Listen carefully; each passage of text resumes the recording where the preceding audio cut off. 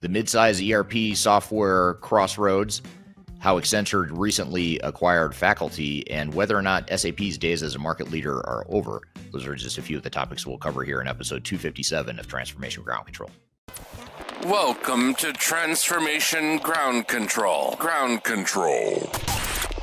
The podcast that covers everything related to digital transformation. This podcast features technology agnostic and international discussions related to digital strategy, software selection, implementation, change management, business process optimization, and everything else you need to know to make your digital transformation project successful.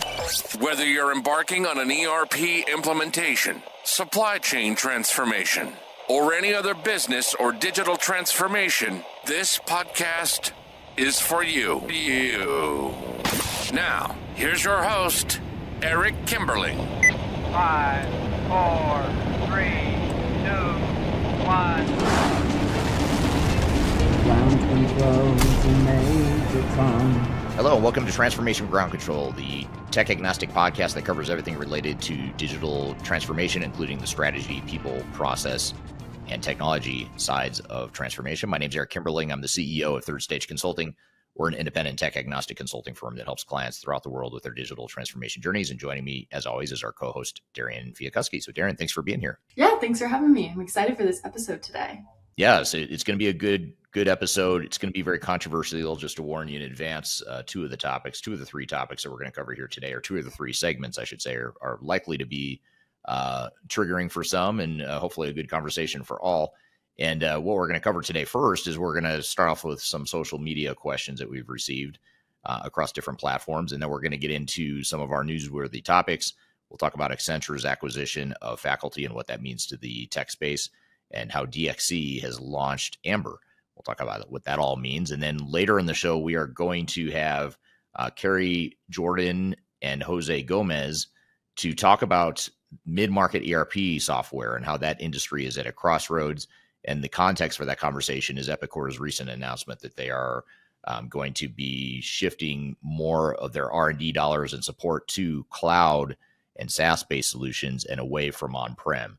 So we'll talk about what that means to the middle market, not just Epicor customers, but just the middle market in general. So we'll have Jose from the user community perspective, and then Kerrie is actually from Epicor, so we'll get the vendor perspective on that as well. So that should be a really good conversation. I'm excited for that one. And then later in the show, we'll talk about how SAP's days as a market leader might be over and what some of the cracks in the foundation of their strategy and future longevity might be, at least in my opinion. So all that being said, let's jump into some of the social media questions we've gotten, Darian. Yeah, the first question today is, what is the mechanism by which ERPs fail? Is it something specific to businesses with established processes, or are medium-sized businesses also affected when they increase in size and adopt an ERP? That's a great question. I think that first and foremost, the reason why projects fail is oftentimes much deeper than the technology deployment itself. A lot of the time we see situations where an organization is not aligned organizationally, their operations are a bit of a mess, and they're hoping that technology can be a Band-Aid or a silver bullet to fix some of those problems. And the bad news with technology is that it can't fix those problems, that only you can fix those problems. And until you do fix those problems, you're highly unlikely to be successful in your technology transformation initiative. So that's why it's so important to take the time up front to get that stuff right, to make sure that you have a clear vision and strategy for what it is you want to accomplish with technology, ensure that you're all on the same page at the leadership level on down, and also to make sure that operationally you understand what it is you want to be when you grow up. Because a lot of times, to the person's question, when you grow as a company and you evolve and you change your business processes, it can be easy to think that technology will come in and fix that for you as you've developed multiple variations of different processes and it's morphed into sort of a mess of inefficiency. It's easy to think that technology itself will fix it. But if you don't know what it is you want to get out of that technology operationally and strategically and organizationally, you're not going to be able to be successful. So it is really important, whether you're a mid-market company, large company, small business, whatever it is, it's important that you take that time to get that right up front. And it's a common misperception that ERP implementation failures are limited to big companies. The reason you hear about them more often is because they're usually involving household names that are more fun for media and people like me to talk about than an average mid-sized company that no one's ever heard of. So I'd say the failure rates, there is no correlation between company size, at least none that I've seen. I think it's the more foundational stuff that you need to get right that's more the predictor of whether or not a company is going to be successful. Yeah, absolutely. And I know we're going to talk about this video later, or we're going to play it later for the audience and then talk about it. But we have a comment from it on YouTube, and it's, okay, let's assume the SAP dominance in ERP is over. Then which systems are the most serious competitors for big enterprises today? Yeah, that's a great question. And I saw that come through as well. And it does beg the question, when we watch this video later, I'll be curious to get the audience's feedback. But in the video, I talk about how there's problems with the way SAP is treating its customers and approaching its product roadmap. Short term, I think it's fine for the most part, but long term, I think it's going to create more problems. And I think some of the actions that SAP and other large vendors are taking right now is fairly short-sighted. I think there's going to be a backlash to a lot of what they're doing longer term. But having said that, you think, okay, what if there is a backlash? What if I'm right and SAP is not the number one player that it is today? And, we've seen in history of enterprise tech that market leaders come and go. When I first started, it was Bond. Bond was a huge player in the ERP space when I first started, but obviously no one's really using Bond these days, or at least no new customers are deploying Bond. Now it's SAP is the market leader. So the question is, if and when does SAP's dominance end? And when that does happen, who's going to take their place? I think you've got the other tier one larger software vendors like Workday and even Salesforce that you could argue those aren't true enterprise grade ERP systems per se, but they do provide platforms that larger organizations or mid-sized and smaller organizations too can build competencies on or capabilities on. So I think you've got some incumbents that are already in the space like Salesforce, Workday, maybe Microsoft Dynamics if it can handle your needs, or if you're in the right industry where that functionality fit makes sense. But I think, when you look beyond just traditional ERP, traditional monolithic ERP, I think that's where the real breadth of options comes into play, because now you've got integration tools, you've got platform as a service where you can be creating more platform oriented approaches to where you have more flexibility. That's where Boomi and MuleSoft have really taken off. Palantir from an interoperability perspective. Rapid is another one from an interoperability perspective. So a lot of different options out there. I think I have a feeling it's going to get more fragmented in the medium term, and then eventually someone's going to shake out as the winner in all this and maybe overtake SAP as the number one player. I don't know who that would be. And they may be someone that doesn't exist right now. That's the other thing. Maybe a vendor that I've never heard of. And there are plenty of vendors I have not even heard of. And every day I get contacted by people from different software companies that I've never heard of that may or may not be the next big thing. But there's a lot of them out there. So long way of saying there's a lot of different directions that could go. Yeah, absolutely. Well, super great questions. I know we'll get more into that later in this episode, but I want to switch gears and get into our first newsworthy article of the day. And this one is about Accenture and how they acquired faculty and why that matters. So Accenture just announced it will acquire faculty, a UK-based AI firm known for applied AI in government, defense, healthcare, and regulated industries. This isn't some typical buy some AI talent deal. Accenture is explicitly saying its acquisition isn't about scaling AI capabilities across its entire global client base, not experimenting with the edges. Faculty brings deep data science, model development, and real-world deployment experience, not just flashy generative AI demos. In short, Accenture is really doubling down on AI as a core delivery capability and not an add-on service. Some just other bigger takeaways is this acquisition is a signal that the consulting model itself is changing.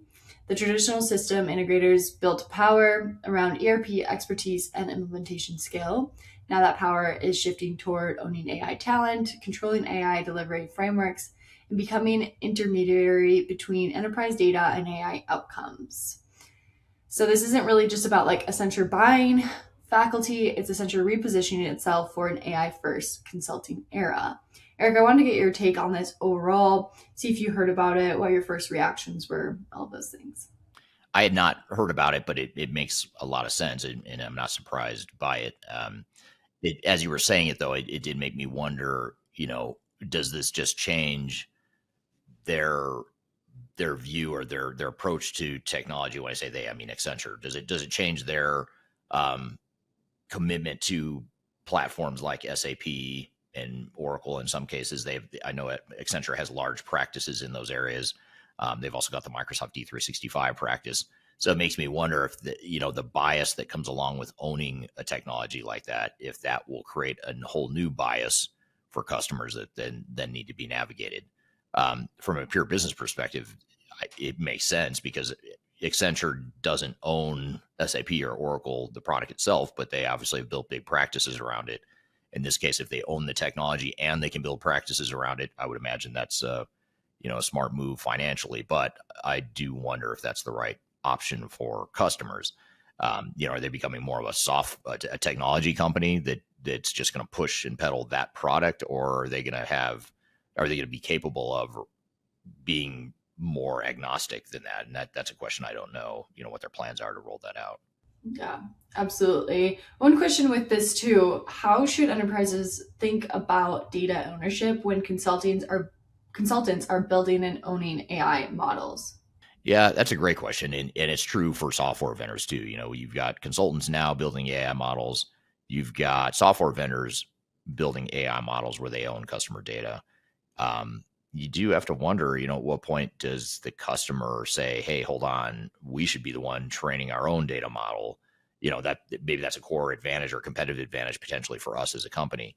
I think AI is so new that maybe, the masses haven't really thought about that yet. We haven't gotten to that point of maturity, but I have to think that's forthcoming at some point in the future where if not the CEO, maybe the CFO or others that are concerned about risk and intellectual property and preserving competitive advantages, someone at the strategic high level of leadership has to be thinking about that. Because I think there's a quiet loss of control, a quiet loss of intellectual property, a quiet loss of information and data about your own business that's happening in the industry right now. And it's not something that's talked about. There's sort of a leakage of IP and competitive advantage. The leaking is coming from customers. They're leaking all this stuff knowingly and willingly to software vendors. And I do wonder if that just continues the trend now that Accenture is going to own a platform that potentially houses a bunch of customer information. And with your point there, do you think that almost like, we talk about ERP lock on here or lock in or on here. Do you think that's becoming like AI lock in some senses? Yeah, true. It's a good point. I mean, I think you could see that happening where you get AI lock, although AI is so new and experimental for a lot of companies that I think they're trying different options and different approaches. I'd be curious to see if any meaningful large companies go to Accenture and say, okay, we're all in on this faculty AI platform, just have at it and do a big deployment and you'll house all of our data in it. That'll become our AI tool of choice. I don't know. Like, I don't know enough about that specific AI tool, nor do I know if that's going to happen. Because right now, at least at both the individual work level and at the broader enterprise level, there's just so many options. You have Copilot and you have ChatGPT, and the ERP vendors are building their AI models. So there's just so many different options. It's hard to imagine, at least in the short term, that customers are in mass going to want to consolidate it and double down on one platform, knowing that it's going to evolve and change in the next few years. Yeah, absolutely. And last question here, is this the future of consulting, or do you think that this is a sign that traditional delivery models are under threat or could change rapidly? Definitely change rapidly. I agree with that part. I don't know if they're dead or not. I think this is probably a way for Accenture to stay relevant, and if they can buy a technology and control the product and the services behind it, maybe that's just a way for them to keep their scale and keep their relevance. I don't know. I do think the large consulting model of having a few 100,000 consultants throughout the world, many of them doing grunt work that can be done by AI, I think that model is dead. So this is probably a natural evolution to try and stay alive and relevant in the consulting space. Yeah, absolutely. Super interesting. But I want to get into our next newsworthy article of the day, which is DXC launches Amber at the CES 2026. So DXC Technology announced Amber, the next gen automotive software platform. It's at a high level. Amber is positioned as modular software-defined vehicle platform designed to help automakers manage vehicle software, data, and lifecycle updates more like an enterprise platform than a traditional embedded system. So this isn't about dashboards or infotainment. It's about treating vehicles as long-lived digital products that evolve continuously through software.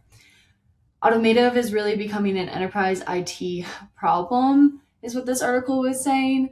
Car makers are now dealing with OTA updates, data platforms, AI driven features, regulatory and safety constraints, long product life cycles with fast software change, which kind of looks like a lot. At least this article said it looks like a lot like ERP just on wheels. So the takeaway here was this is a bigger example of enterprise tech bleeding into product companies. So this article said that we're watching ERP principles move into manufacturing and automotive platform and interoperability thinking replacing single driving system designs. And lastly, that services firms reposition themselves as platform enablers, not just implementers. Last thing is it also reinforces a broader trend. The most complex digital transformations are no longer happening inside back office systems. They're happening inside products themselves. So Eric, I kind of wanted to get your take on this, if you heard about it, different things like that. And then one main question I have is the auto industry heading towards the same vendor lock-in problems potentially that ERP is facing? Yeah, that's interesting. I had not heard of this acquisition either until you brought it up, so I was not aware. And it's interesting to hear what DXC is doing, especially in the context of what you just described with Accenture buying the AI technology firm.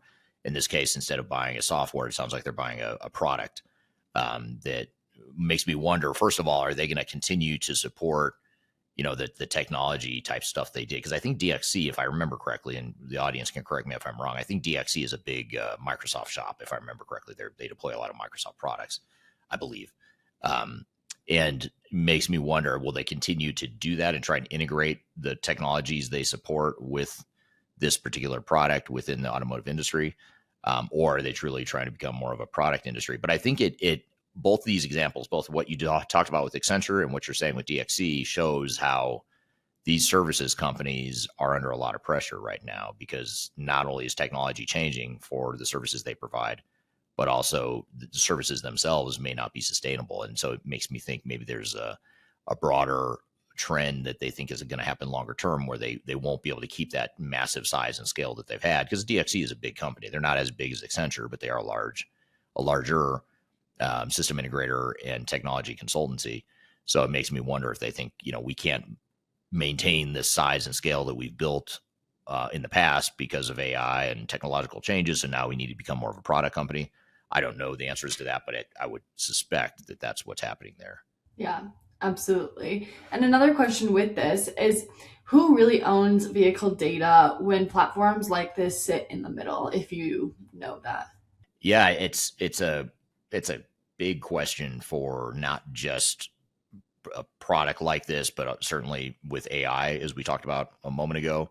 Even with your core ERP system in the cloud, if you've got cloud or SaaS solutions and you're paying for accessing your own data or paying to transact your own data, even if technically or contractually it says that you own it, but you have to pay for it, it makes you wonder, do I really own it?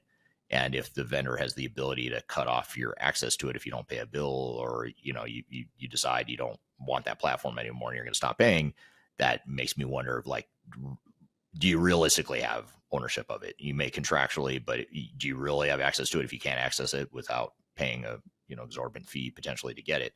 So I think it gets back to what you were saying a moment ago about vendor lock. I think vendors want vendor lock. It's good for them. It's good for predictability. It's predictable recurring revenue.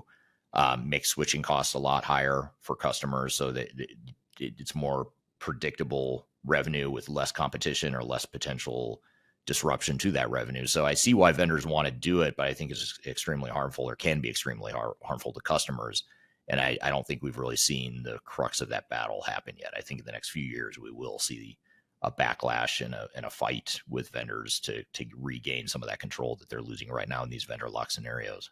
For sure. And last question before we get into the conversation today, what lessons should CIOs in traditional industries take from this shift that we're seeing in the automotive industry? Well, I think it just goes to show that even something like automotive, where you think of it as, in many cases, an old school manufacturing blue collar industry that's been around for over 100 years, even they're going through massive disruption and change. So I think that's the big takeaway for me, is it doesn't matter what industry or what niche you might be in within the global economy. Innovation and change is happening fast. It's happening faster than you're probably comfortable with. And most organizations are going to struggle to keep up just because the technology is changing so quickly. Yeah, absolutely. Well, I'm super excited to get into the conversation today because I know there was another big change. Like we said in these articles today, there were some changes that came out, but there's another change that I'm excited to hear about. Yeah, absolutely. Just a couple of weeks ago, a software vendor called Epicor, which focuses on mid-market manufacturing, distribution, retail, primarily manufacturing, distribution, retail types of companies. They've historically offered hybrid deployment options, or they've given customers options, to deploy on-prem versus cloud. And they're not taking away that optionality, but they are clearly moving in the direction of making it more appealing to be in the cloud in terms of investing more innovation in the cloud and limiting the amount of support that they provide for on-premise. So while they haven't gone so far as, say, SAP and Oracle in Microsoft and completely discontinuing support on the horizon, they're moving in that direction. They're taking a step in that direction. So the reason I want to have the conversation here in this next segment is to talk about how it's not just the big tier one ERP vendors that are doing it. Most, if not all, software providers are moving in some way to the cloud, and it's good for them. It's good for their recurring revenue. But the question is it good for customers, and how will customers react? So because this announcement just came out recently, we're going to have Kerrie Jordan on the show, who's a vice president at Epicor. And then we'll also have Jose Gomez on the show, who he's the head of IT for one of Epicor's largest customers, but he's also the head of an Epicor user group in North America. And so he's going to speak about this more from the customer perspective. And we're obviously going to talk to and hopefully hear from some customers of Epicor as we go through this conversation. So we're going to have that conversation here in just a moment. And then later in the show, we'll shift gears and talk about SAP and whether or not SAP will retain its dominant position as the number one ERP vendor in terms of market share, especially for larger organizations. So we've got a lot more to cover here in the next couple segments. Be sure to stick around. We'll be right back with more Transformation Ground Control. When the soul of the city was laid to rest and the night's forgotten. If you're about to embark on the jungle of digital transformation, check out my new book, Welcome to the Jungle. It's a book that just came out in late 2025. It's my second book, and it's a book that focuses on digital transformation failure case studies and talks about the lessons and takeaways from that. It's 300 pages packed of all the lessons and things that I've learned from having been an expert witness in lawsuits related to digital transformations, and also with our team helping clients recover some of their failed projects. I've included as many lessons as I could possibly fit into one book here. You can read this book. You can order it anywhere in the world in hard copy format, which is this format here. You can get it in paperback. You can also get it electronically as well. Scan the QR code right here or go to the links below for your copy. Hope you enjoy it. Let me know what you think. Are you looking for ways to promote your product or service to enterprise technology decision makers and influencers throughout the world, like the ones who listen to this podcast? Major Tom Productions creates media, events, and influencer marketing for B2B technology providers. Our productions are exciting, educational, disruptive, and effective. Most importantly, they create results. Our content is unlike any other in this industry, engaging, influential, and trusted by technology buyers and influencers throughout the world. Each month, our productions reach hundreds of thousands of targeted buyers and decision makers who trust and engage with our honest and tech-agnostic content. With long-tail viral results and engagement with our content, Major Tom Productions provides a way to reach your target market and create awareness, calls to action, and a connection with potential customers. So, collaborate with us today. Learn how we can feature your product or service on podcasts such as Transformation Ground Control, Journey to S/4HANA, and Journey to Dynamics 365.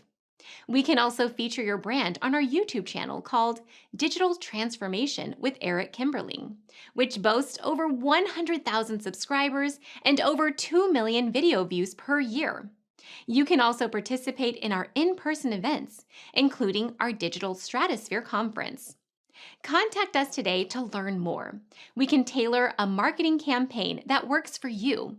We look forward to helping more people learn more about and become engaged with your brand.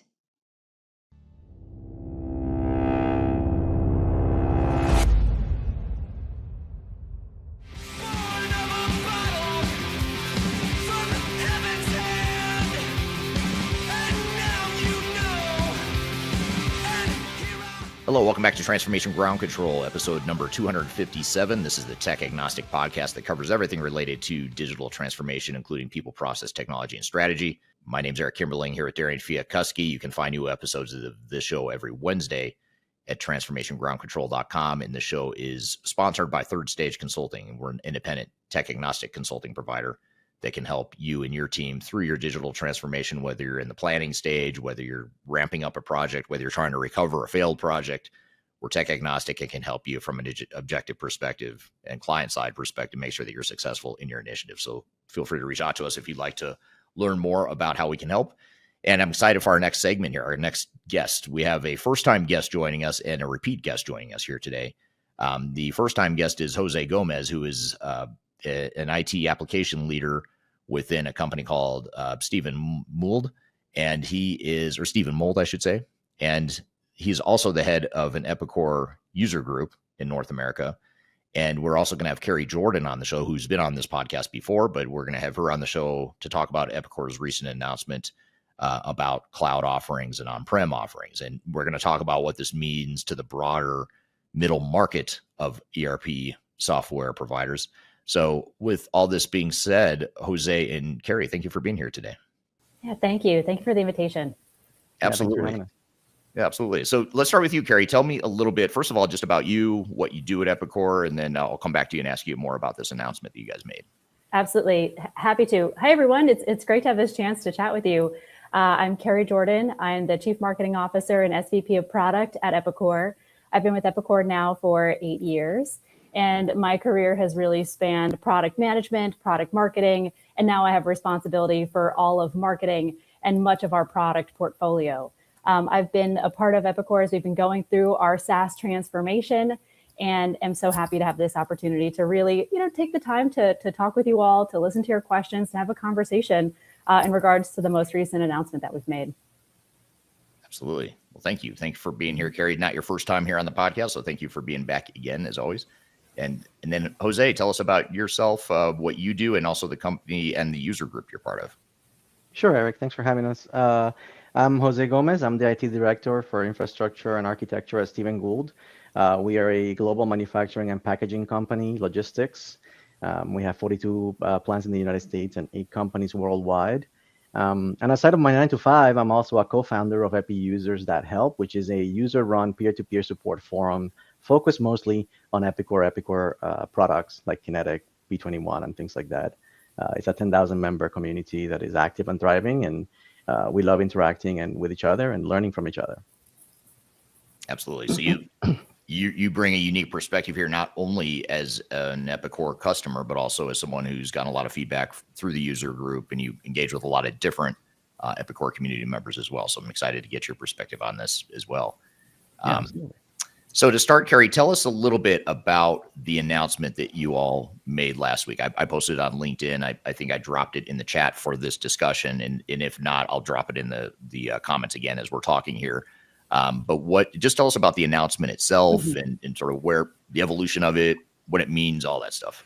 Yeah, you bet. Okay, so I'm glad that you posted the details, because there are some details to it that might impact customers differently. But Overall, what Epicor has announced is a shift in our product strategy to focus our investments and innovation in the Epicor Cloud solutions. We announced it for Epicor Kinetic, Epicor Profit 21, and Epicor BizTrack. And what that means is over the next few years, there will be a shift. There's a schedule of releases where Epicor is going to be investing in sending out the future releases in the cloud now. So, this is really emphasizing our cloud commitment, and our final on-premises releases for Kinetic, Profit 21, and BizTrack will be in 2028. There will be an active support period for our customers, and after that, there is a sustaining support period that kicks in. For Kinetic, that's January 1st, 2030. And then for Profit 21 and BizTrack, that's in 2029, mid-2029. So it's an important announcement that we've made. It's part of, I would say, a broader industry trend. But happy to get into the reasons why Epicor has announced this. But we're really excited, and we think that the future is absolutely bright, and there's a lot to come for our customers. Yeah. Yeah, absolutely. That's super helpful. And I'm going to ask you more about the why here in just a second. The why behind it, and sort of the business why behind it, because I know there's a lot of really good reasons why you and other vendors are pursuing this strategy. But first, I want to get to the audience here. A lot of people commenting where they're from today, so I'll just flash some of them on the screen. But we've got people from Minnesota, Florida, Michigan, Wisconsin, Florida, people or someone from Switzerland, Mason City, Iowa, Pune, India, Melbourne, Australia, etc. So we've got people all over the world watching here today. So this is obviously a very interesting hot topic for a lot of us here today. And I appreciate you guys really both being part of this this discussion, because I think it is such an important conversation. And I'll be honest, Kerrie, I've been, as an independent tech agnostic firm that is not affiliated with Epicor or anyone else, I've been fairly critical of vendors that do these migrations to the cloud, not because cloud is bad, but when it limits customer choice. That's been a big part of where I've always said, hey, customers should have choice, that sort of thing. But I also understand that there is a very good business reason that makes a lot of sense. And I've heard you and others talk about it in the industry, but I'd love to hear you maybe explain to the audience or talk about it from the business perspective. As a software vendor, you've got to do what you got to do to keep the lights on, and obviously be smart about how you invest R&D dollars, all that stuff. But tell us the why behind this. Why is Epicor doing this? Yeah, you bet. Okay, so this is all about rapid innovation. Over the past few years, even just like the past 2-3 years, enterprise software has moved so quickly, especially with the advent of AI.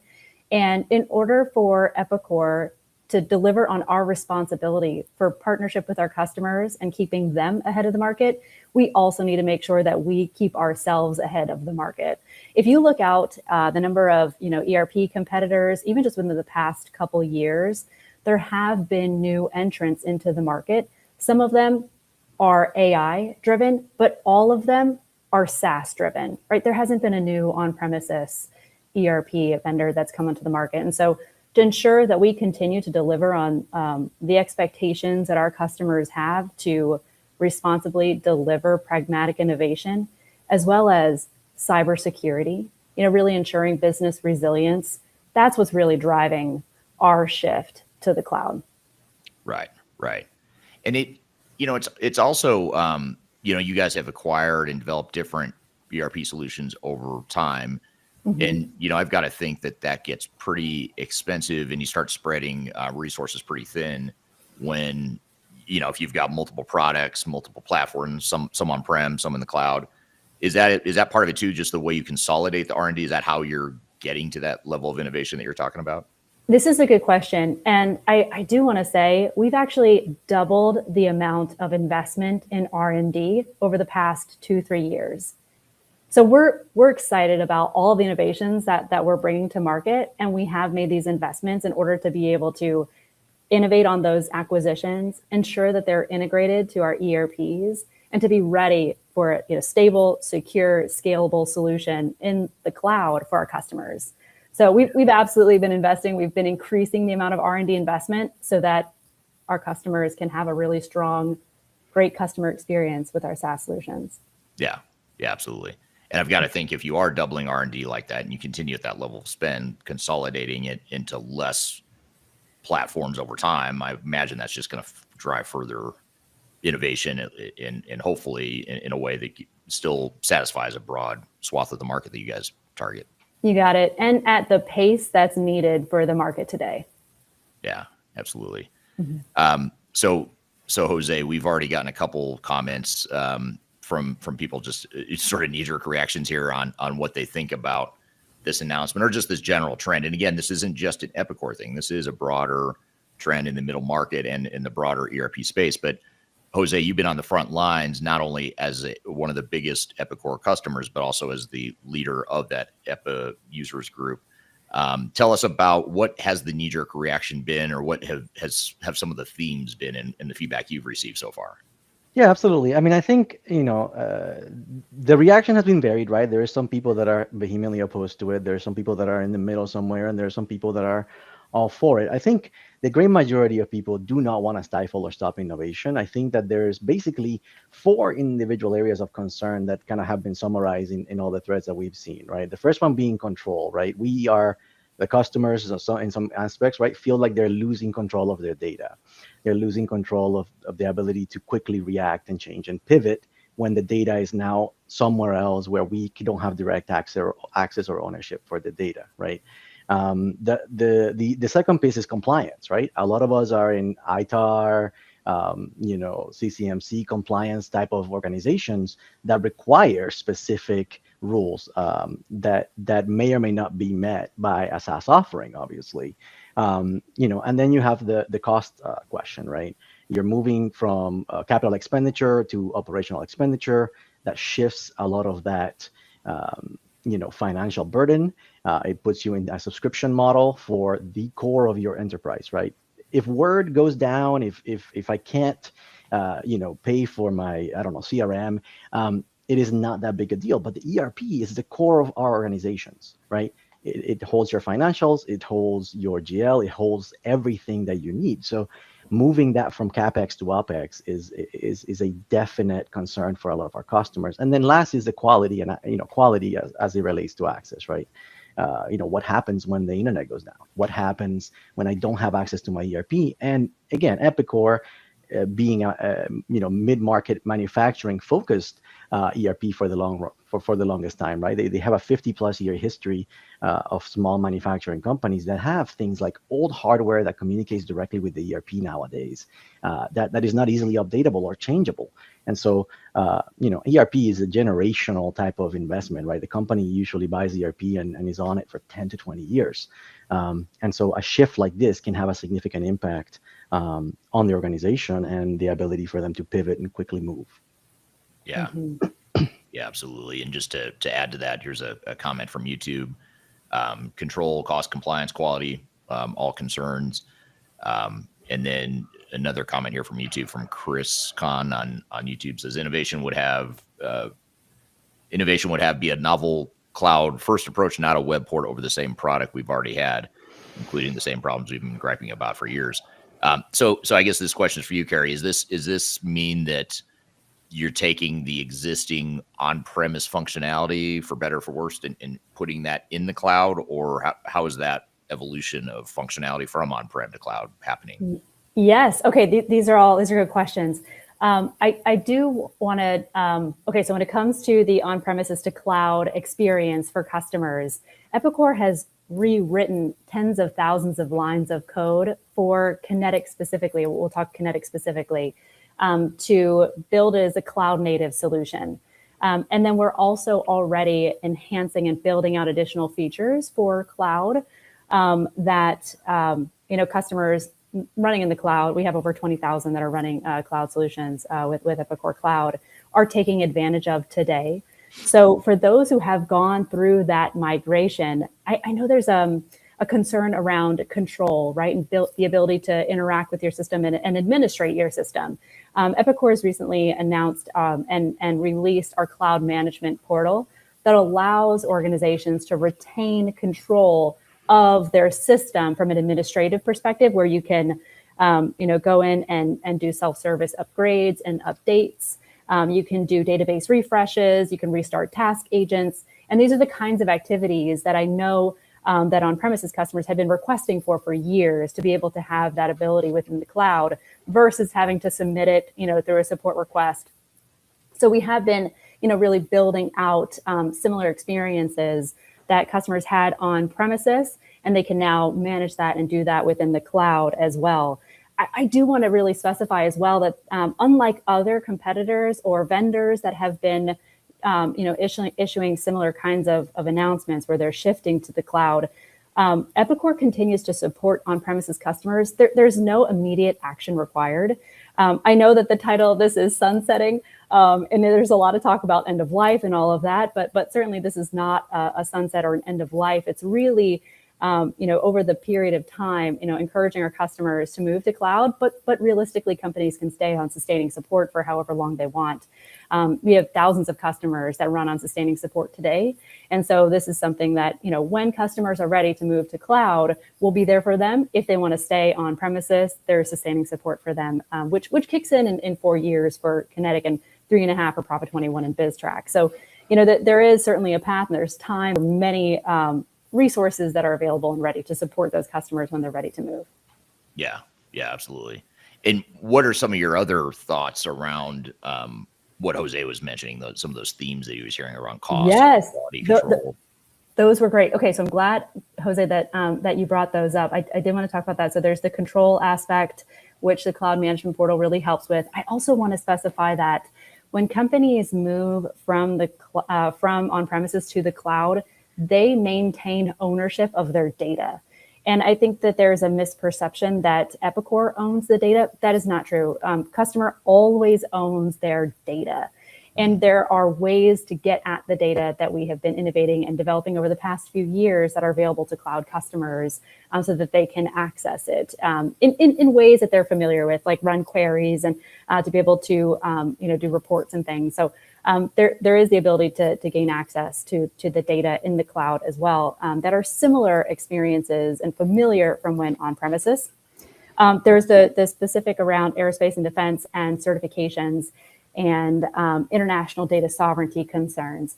And I do want to encourage any customers who are on now. We've been working one-on-one with many customers that have data sovereignty, government regulation requirements, industry regulation requirements, and working with them on a go-forward plan to ensure business continuity.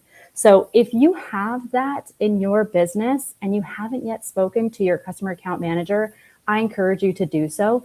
You can also reach out to, there's two different ways, info@epicor.com. That was in the press release and the customer email that we sent out. You can go on Epicor, that's our customer support portal, and you can email me. It's kerrie.jordan@epicor.com. Please do. This is important to us because this is the most consequential, we know this is the most consequential announcement that we've made to our customers over the past many years. And there are a lot of questions out there. There's a lot of concern, and who we are, it's critical to our identity to partner with our customers and to be there for them. So you can message me on LinkedIn, you can email me, please do, if you have these regulations within your business, the industry data sovereignty requirements that I mentioned. Jose, what were the other ones that you had mentioned? It was, cost and then quality. Cost and quality. Okay, great. So when it comes to cost, so the total cost of ownership for running SaaS might be different from running on premises. And it's difficult to speak to it because it really depends on your business, the investments that you've made in infrastructure. There's also a number of ways that customers have been running our solutions when they've purchased the perpetual licenses. Many are running in private data centers. Many have their own subscriptions in public data centers. And some are running it within their premises, right? So it's difficult to speak to cost of ownership specifically, but I do encourage you to work with your customer account managers. Many customer account managers, and if anybody listening in has made that move to cloud, please do share your experiences. But it really depends on your specific situation and what you've invested in and what you plan to. And if you think about investing over time, really it's you have to take into account expenses, and then also business resilience and the risk of remaining on premises. I will say, and many customers have spoken publicly about this. We have customer success stories on the Epicor.com website where they were running systems on premises and there was a security incident.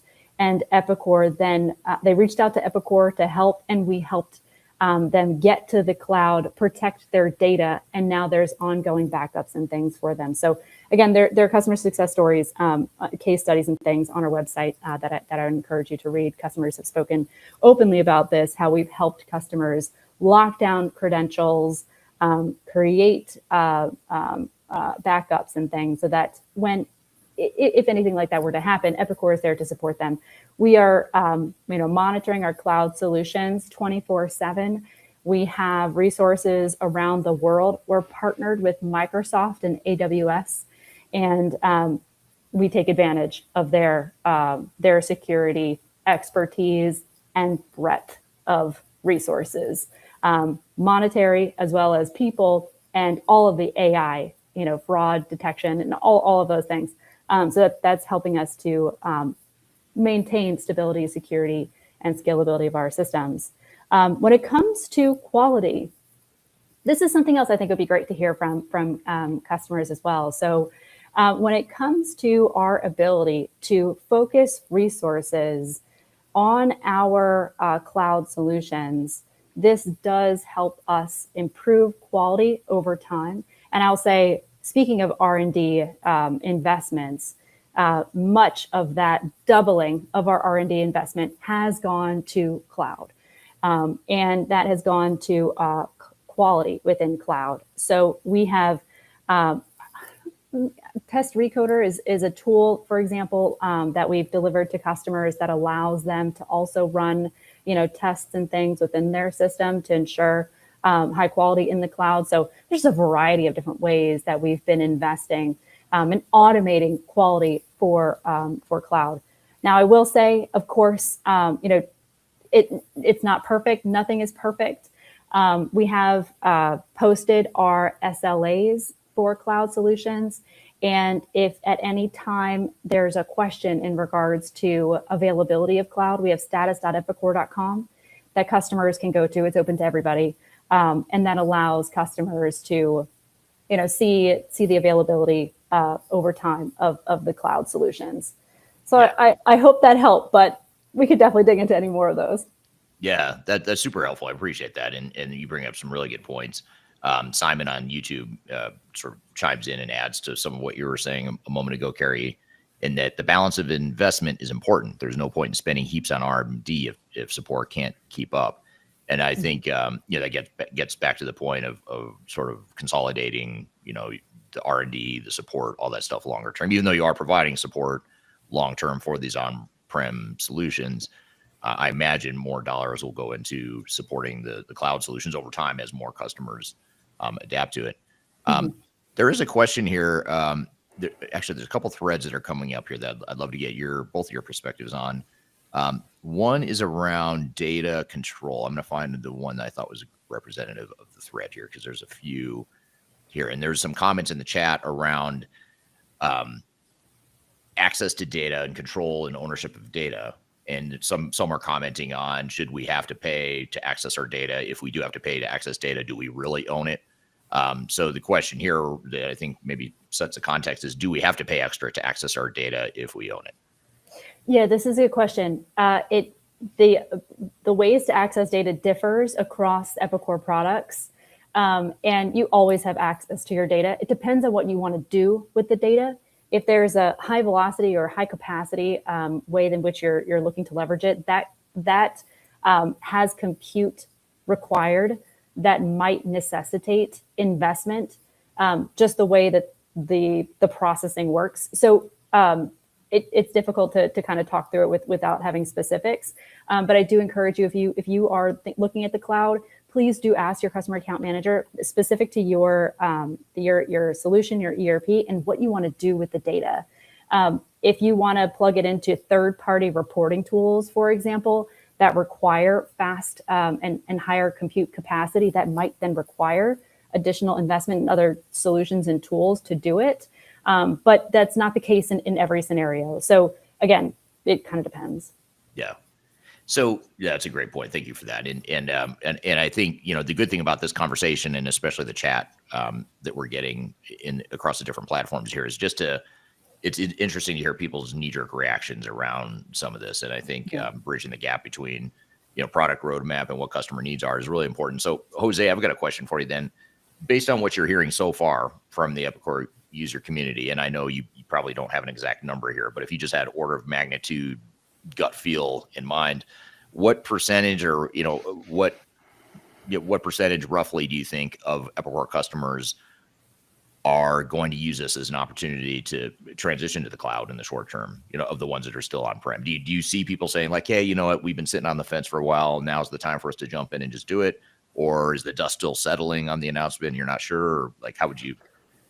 Yeah, I mean, I think part of it is the dust still settling on the announcement. Everybody's still reacting to it. I don't have a feel for what percentage is going to follow through and move to the cloud, or what percentage might do something different.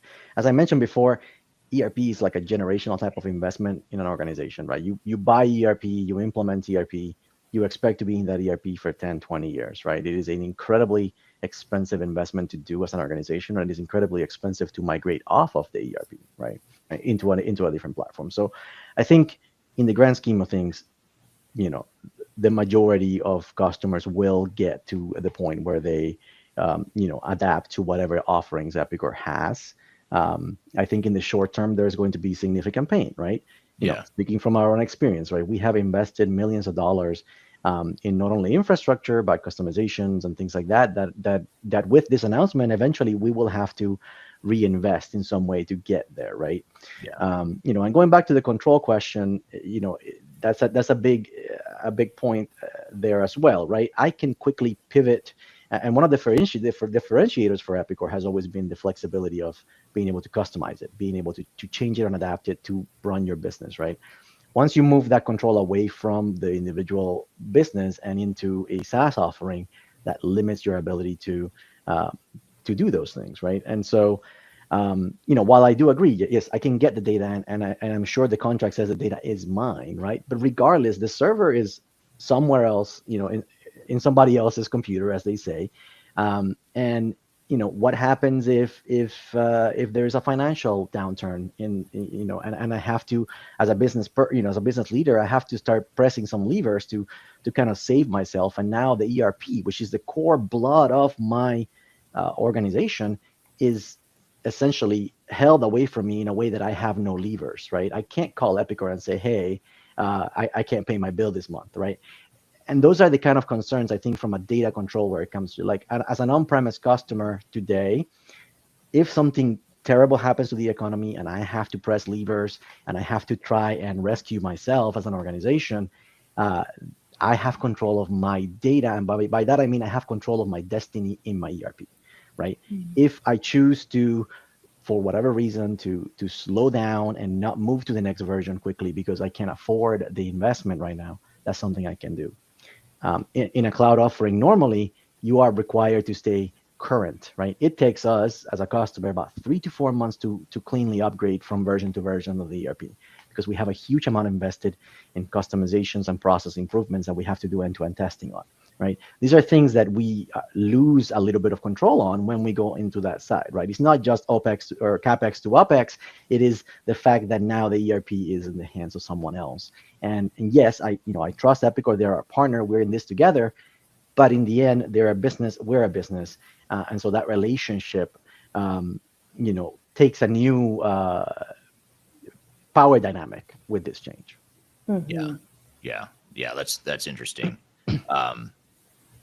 Here's, I think this is one of the common themes we're seeing in the chat right now is what you just said, Jose. If my business struggles, or if I can't pay my SaaS or cloud bill, you get shut off, you get cut off from accessing your data applications. That's a concern here. And so, this person says, what happens if they up the maintenance 10% every year and a customer can't afford it? I know Microsoft recently took a lot of heat for doing something along those lines. They increased like 10 to 15% year over year for some D365 users. And so I think there's a fear based on what some other vendors have done so far in the cloud journey that is an ongoing concern. What are your thoughts, Kerrie? I know you can't predict the future, and you probably, I don't imagine you guys have thought that far ahead, in terms of longer term strategy for pricing and that sort of thing. But what would you say to this? Yeah, maybe what I can do is to help clarify when cloud customers sign their SaaS contracts, they lock in the price for the next however many years, like the term of their contract. So you wouldn't have to worry about a surprise increase when it comes to to this question here regarding maintenance increase every year. There is not a maintenance increase. You work out your price within the cloud contract for that term. So maybe that helps in terms of predictability. Speaking of, as the world changes, as the market changes, economy changes, inflation, all of that, you would have predictability in your business in terms of how much you're paying for your SaaS contract. So maybe that helps a bit there. And in regards to the upgrades, they are included with your SaaS contract. You don't pay extra to do the upgrade. It's a part of the experience. And there are tools within the system to help you. If you've got configurations within your system, we have our configuration upgrade dashboard within Kinetic, for example, that shows, it highlights for you visually, like if your configuration is green, you're good. If it's yellow, maybe there's a cosmetic thing you need to go in and change in regards to how the fields are appearing within your screens. And then if it's red, something's broken and you need to go fix it. And we have tools available to help with fixing, especially as, we've launched Prism. There are AI specific tools to help you rebuild configurations, or even if you're going through that upgrade from on-premises to cloud, there are tools available to help you code or rebuild, leveraging AI customizations that maybe you've built and rely on within your business for years in the cloud. And as part of any implementation, right, there are resources available to help you to determine whether or not those configurations or customizations that you've built over the years are even applicable to your business anymore. So that's something that we can do, and we're helping you plan your move. But when it comes to the actual upgrade experience, when you're already in the cloud, it's very, very rapid, very, very simple. And there are tools available to help. If you do want help, there are professional services, consulting services, and then the wide variety of partners around the world that are helping customers every day, if they're looking for that kind of support within their business. But as far as needing that kind of support, especially if you have the expertise to run the system on premises already on staff, managing it in the cloud becomes, I don't really see this to be a heavy uplift in any way for those that have the talent, and the resources on staff running on premises and now in the cloud. In fact, I would say, the role becomes much more of helping your business navigate the future of technology, leveraging the new enhancements, the new features that come out. And then we do also have, of course, a lot of resources available within the library, our Epicor library, our Epicor learning system. We've got the Prism experiences that are available actually for every cloud customer to use Prism, where it's kind of like a Google experience, right? Where you can go in and ask questions, and the AI generates a response for you, and then it links you to the sources and site sources. So that's also available to anybody who's looking to learn very quickly within your cloud solutions.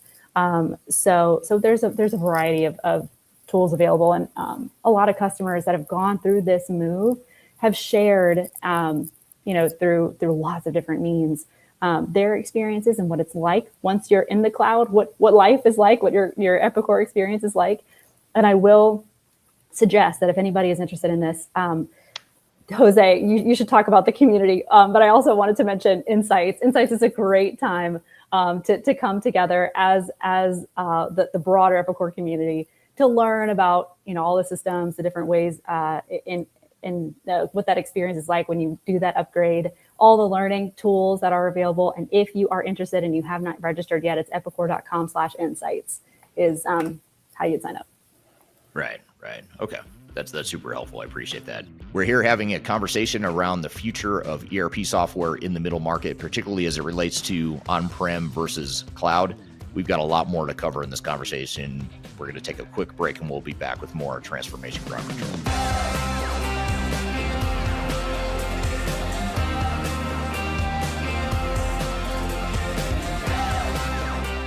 I'm Greg Benton. I'm the Chief Strategy Officer with Third Stage Consulting. And if you are embarking on your digital transformation journey or in the middle of that journey in 2026, you're going to want to see our digital transformation report. This latest edition really dives into a lot of the key trends that we're seeing in the marketplace and the ecosystem right now. It also highlights a number of the things that are happening with AI being an important component and integral part of the ERP systems that are leading the way right now. Also, the shift toward composable and best-of-breed cloud solutions is really accelerating the decline of monolithic ERP replacement. The opportunity to download the report is found at thirdstage-consulting.com. And you'll also find other tools that will help you in the initiatives and the business planning that you're doing for 2026. Don't leave phase zero without it. Reach out today. I want to encourage you to read our Guide to Organizational Change Management. It's a free report or free guide that we published. It's one that I actually wrote that talks about best practices and lessons learned as it relates to change management. So as you know, on this podcast, we cover a lot of stuff related to the human sides of change, organizational change management, including training, communications, org design, all kinds of stuff as it relates to change management. So if you're trying to learn more about change management or you're looking for more direction and ideas on how to get started on your change management strategy and your overall journey, be sure to check out this guide. You can read it by scanning the QR code on the screen in front of you or in the links below for this particular podcast episode. You can find a link to take you to the page that will allow you to register to go ahead and download that and read it for free.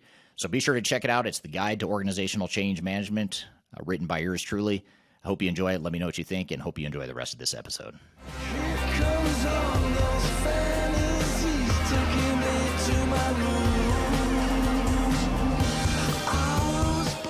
Hello, welcome back to Transformation Ground Control, episode number 257. My name is Eric Kimberling here with Darian Chwialkowski. You can find new episodes of the show every Wednesday at transformationgroundcontrol.com.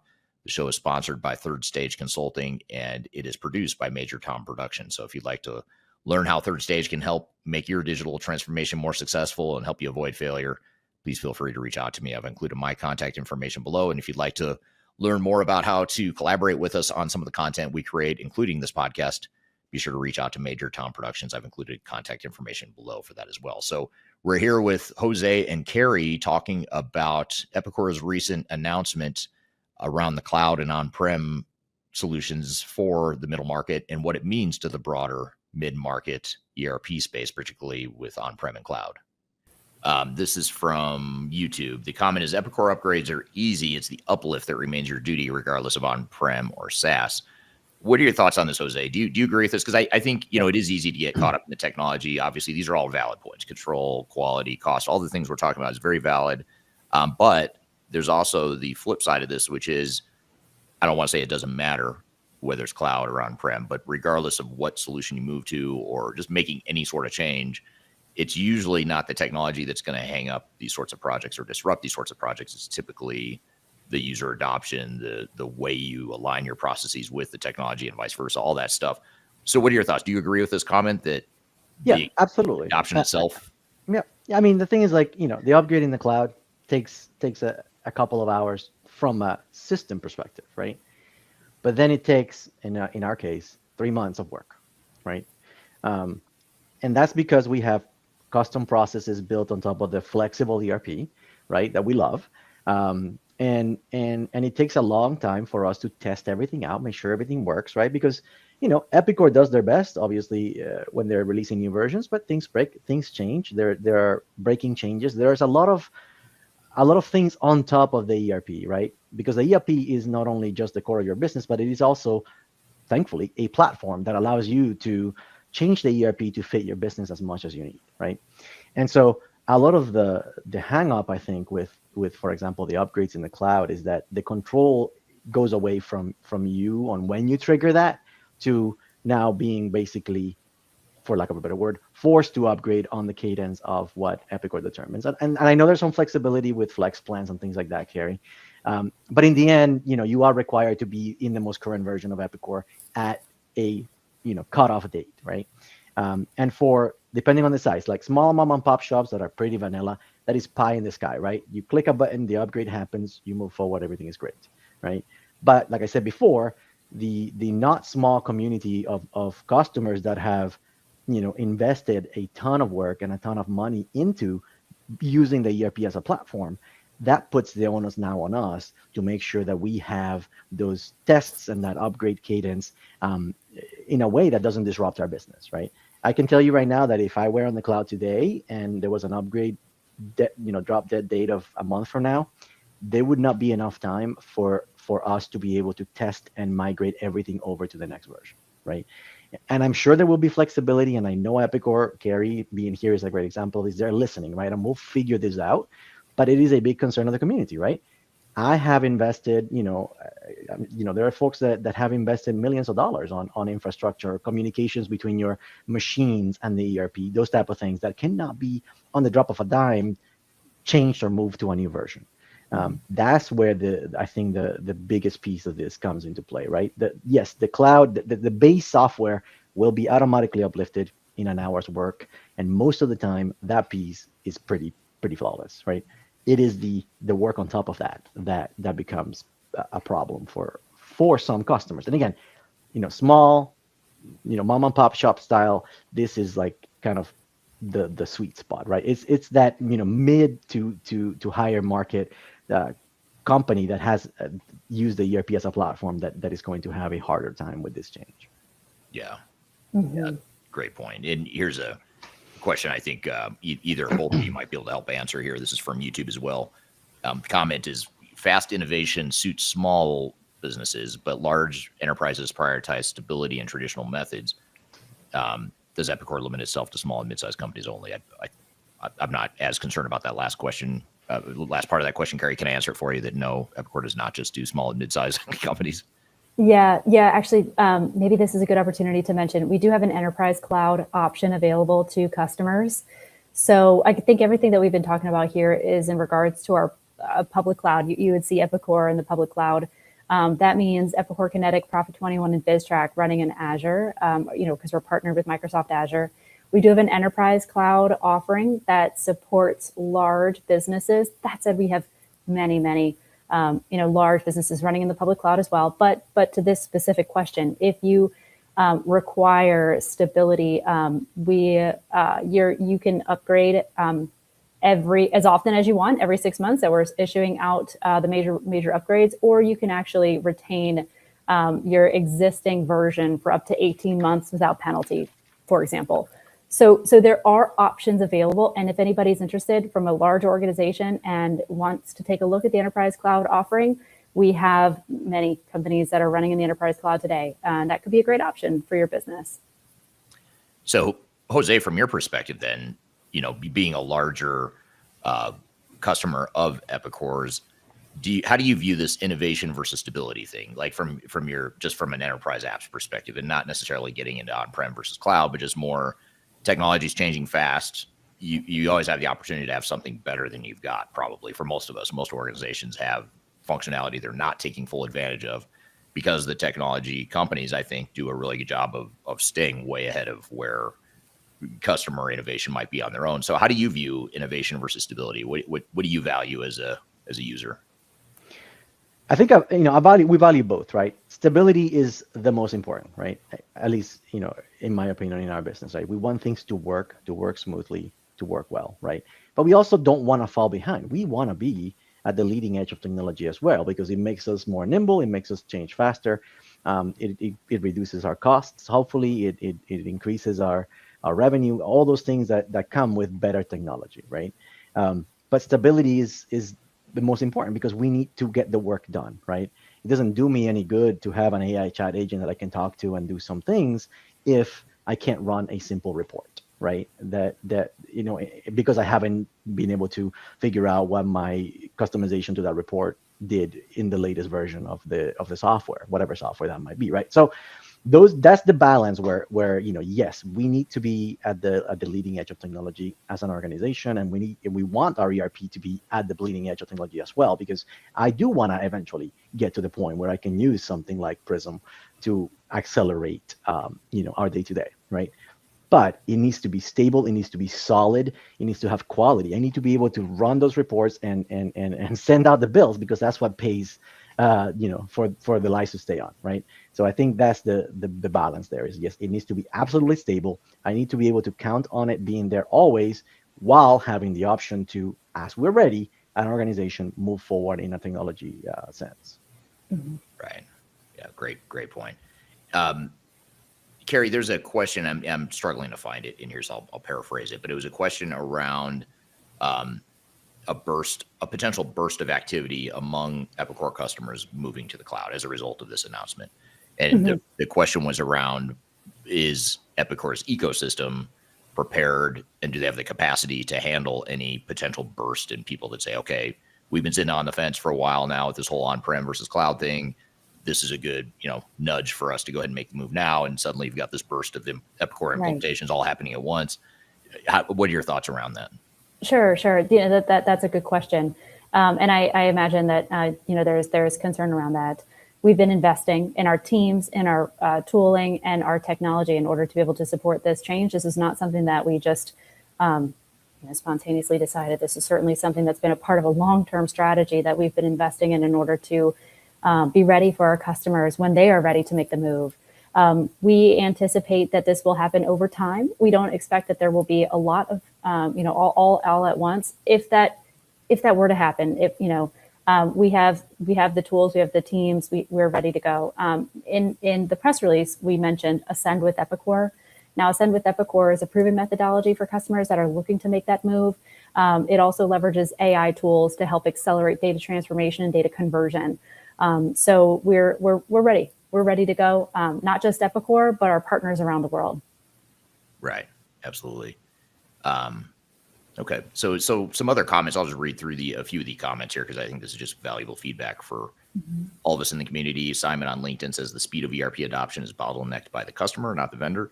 I actually tend to agree with that. I think, it's usually, whether it's Epicor or other vendors in the market, they usually are going to innovate and change a lot faster than most organizations can. And that's not an indictment on customers. Obviously, it's just the reality of, you've got a business, there's some stability you are looking for, to your point, Jose. And so, you're trying to find the right balance between stability, predictability, and innovation. Whereas I would say technical vendors are probably a little more focused on innovation, which is what you want them for. That's why you're paying for their software. So I think that's interesting comment.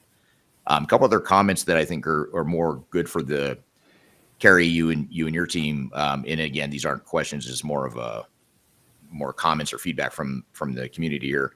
This is from Brian on YouTube. It says, I can see an argument for cloud if your company lacks the internal skill set. A lot of us, however, already have that skill set. And it goes on to continue there. But I think that's I think a concern too for IT departments and IT staff would be, am I going to lose control? Am I going to lose value within the organization? So I think this becomes a pretty big change management issue too internally. And I don't know, Jose, have you seen that, or do you anticipate your team internally might struggle with some of that too for that reason?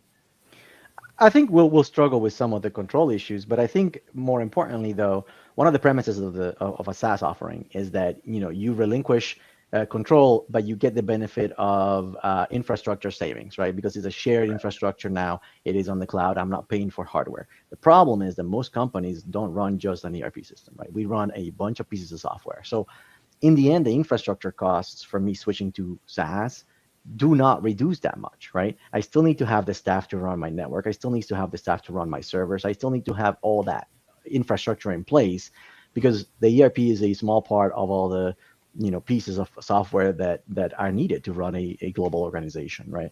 And so yeah, absolutely. It is a struggle, because I can't easily justify it and say, oh, no, don't worry, we're going to SaaS, and now I no longer have to have a staff of 15. and all these servers and all those type of things, right? I may save one server, I may save one license, but in the end, there's a lot more out there than just ERP. So it doesn't realize that gain as much as it could. And yes, absolutely. If I have the skill set in-house, now I'm shifting that cost over to SaaS so that I have to pay for that, but I still have to keep my employees so that they can help me run everything else. Yeah, absolutely. Good points. And then this is from Simon on LinkedIn. Simon says, small customers will not even notice the issues. Large customers can afford it. The mid-market is where it will hurt the most. And I think that's an interesting comment. I had never thought of it from that perspective, but it is kind of interesting thinking about the mid-market and how, if you're larger, maybe you have more resources, more budget, whatever. If you're smaller, maybe you can change faster and just roll with the punches a little faster. But the mid-market, you're sort of caught in the middle. And then Gabriel on LinkedIn says, I agree with Simon that midsize will get the most impact from faster upgrade cadence. So what are your guys' thoughts on that? Do you think that, every 6 months, I think you said, Kerrie, there'd be new releases, but you have 18 months to decide when you want to adopt or put that into production?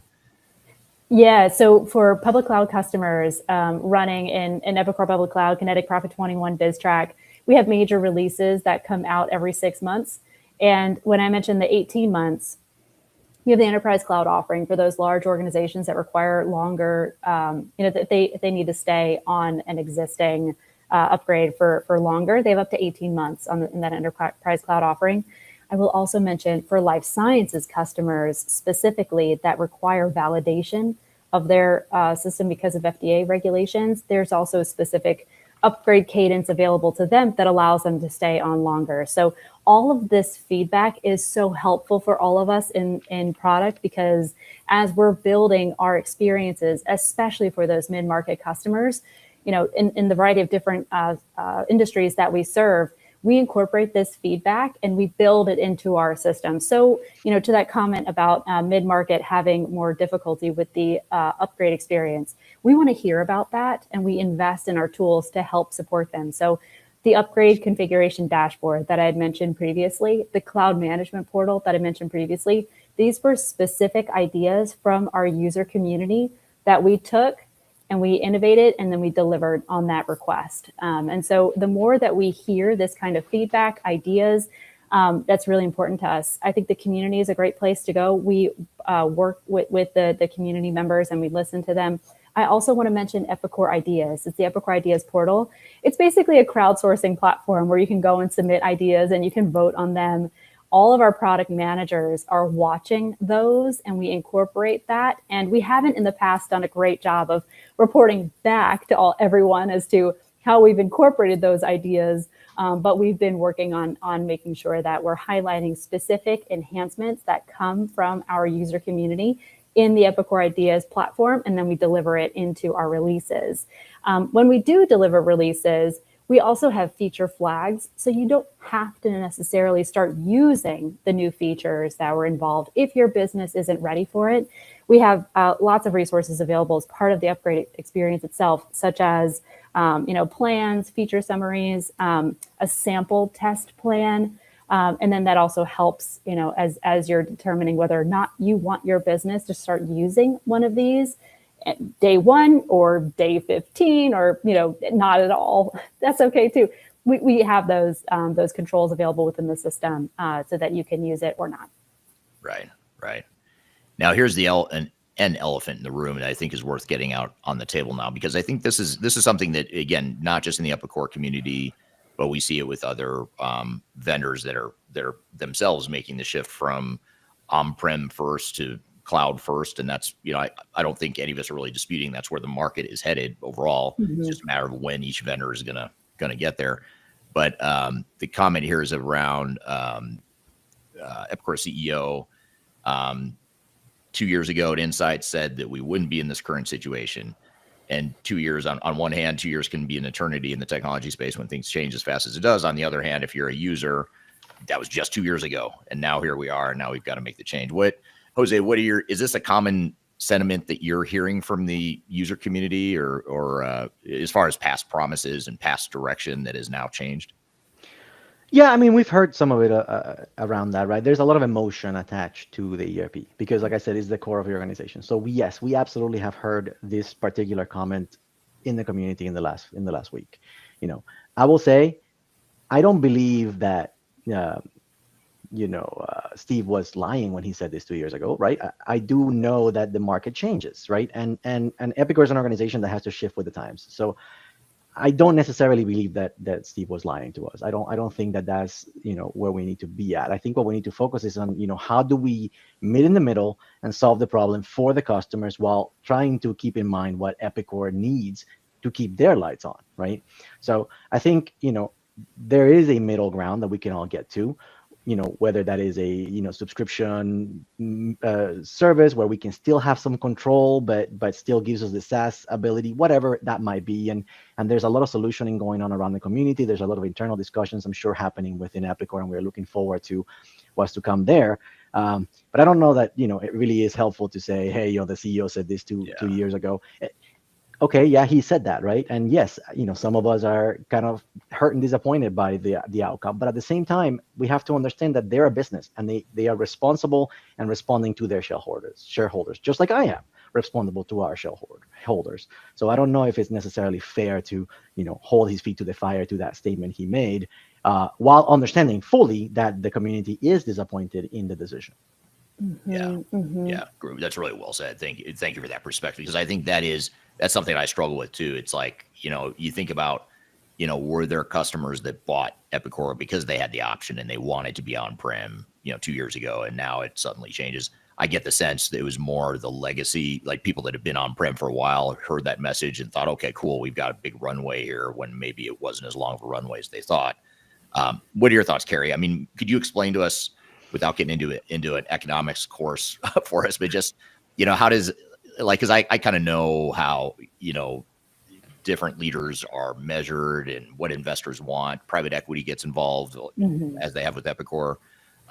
There's certain expectations around annual recurring revenue and the margins that come with that. I mean, tell us the business side of it, and not to dismiss what Jose just said, because that's really important. What customers think is really important, but we also have to understand, to Jose's point, what kind of pressure do you guys feel as a vendor that might have led you down this path? Yeah, absolutely. And I'm really glad you brought this up. This, as you said, elephant in the room, this is something that I know a lot of people have rightfully been asking about and questioning. I do want to specify, this is not an end of life, nor is it like really a sunset, or we're forcing anybody to do anything. There is sustaining support available to those customers, and thousands of companies are currently running sustaining support today for legacy or previous on-premises or hosted solutions. So I do want to really emphasize that if you want to stay on premises, Epicor is here to support your business. We are. That said, yes, I don't think any of us could have seen just how quickly the pace of technology and investments have changed over the past few years. Certainly with the advent of AI, the cost of data centers and servers, this is all skyrocketing. And so in order for us to really continue to be a business that is highly competitive and stays ahead of the market to deliver on the responsibility for innovation and security that our customers expect, this was a move that we needed to make, a shift in our investment strategy that we needed to make for our business, our future resilience, and to ensure that we're going to be there for all of our customers for decades to come. Yeah, absolutely. What about, there's some comments coming in around, can we make an idea to make on-prem here to stay indefinitely? So long live on-prem is the sentiment for some in the audience. And I do, and all kidding aside, let's go with this a second, because I've thought about this a lot, and I've actually had online debates and discussions with people around on-prem. Like, will on-prem come back? And part of me thinks that there will be another wave of on-prem just to counter some of the cloud-focused moves. But I think inevitably that's not sustainable, because what will happen is, in order for that on-prem software vendor to scale and to get investment money, they're going to want annual recurring revenue. They're going to want the subscription model. They're going to want the ease of deployment of cloud versus on-prem. It's more scalable as a business. So I have trouble seeing, I think even if on-prem, you were to say, is better fit for a lot of customers or some customers in the market, finding a sustainable long-term vendor ecosystem that could support that. I don't know. I just don't see how that works. And I don't know if that's where you guys landed, Kerrie. It's like, yeah, you could keep doing on-prem, you could keep spreading your R&D across different platforms, but ultimately, if you want to truly knock it out of the park and catch up to some competitors, continue moving ahead of other competitors of yours, you've got to consolidate some of that R&D. That's I right. imagine.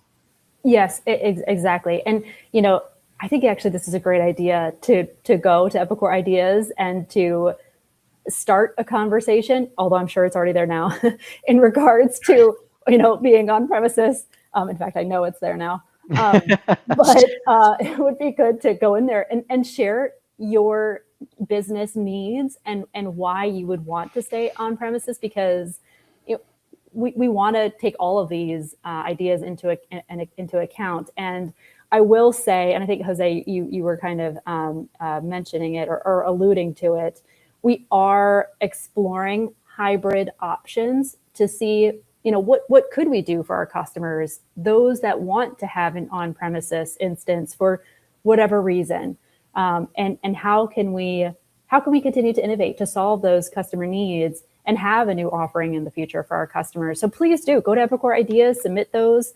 This is something that all of our product managers are watching, looking at, and we're taking it into account. So yes, I think it's a great idea to make an idea to stay on-prem. Yeah, absolutely. And just one more comment. I just realized we're up against time, so I'll wrap up here in a second. But OG on YouTube says ARR does not equal maintenance fees, ? And I just to clarify my point around how vendors need and want, investors need and want ARR. ARR for maintenance is a lot different than ARR for subscription fees. There's a lot more money in the subscription fees, if we're being candid here, and I think that's the driver.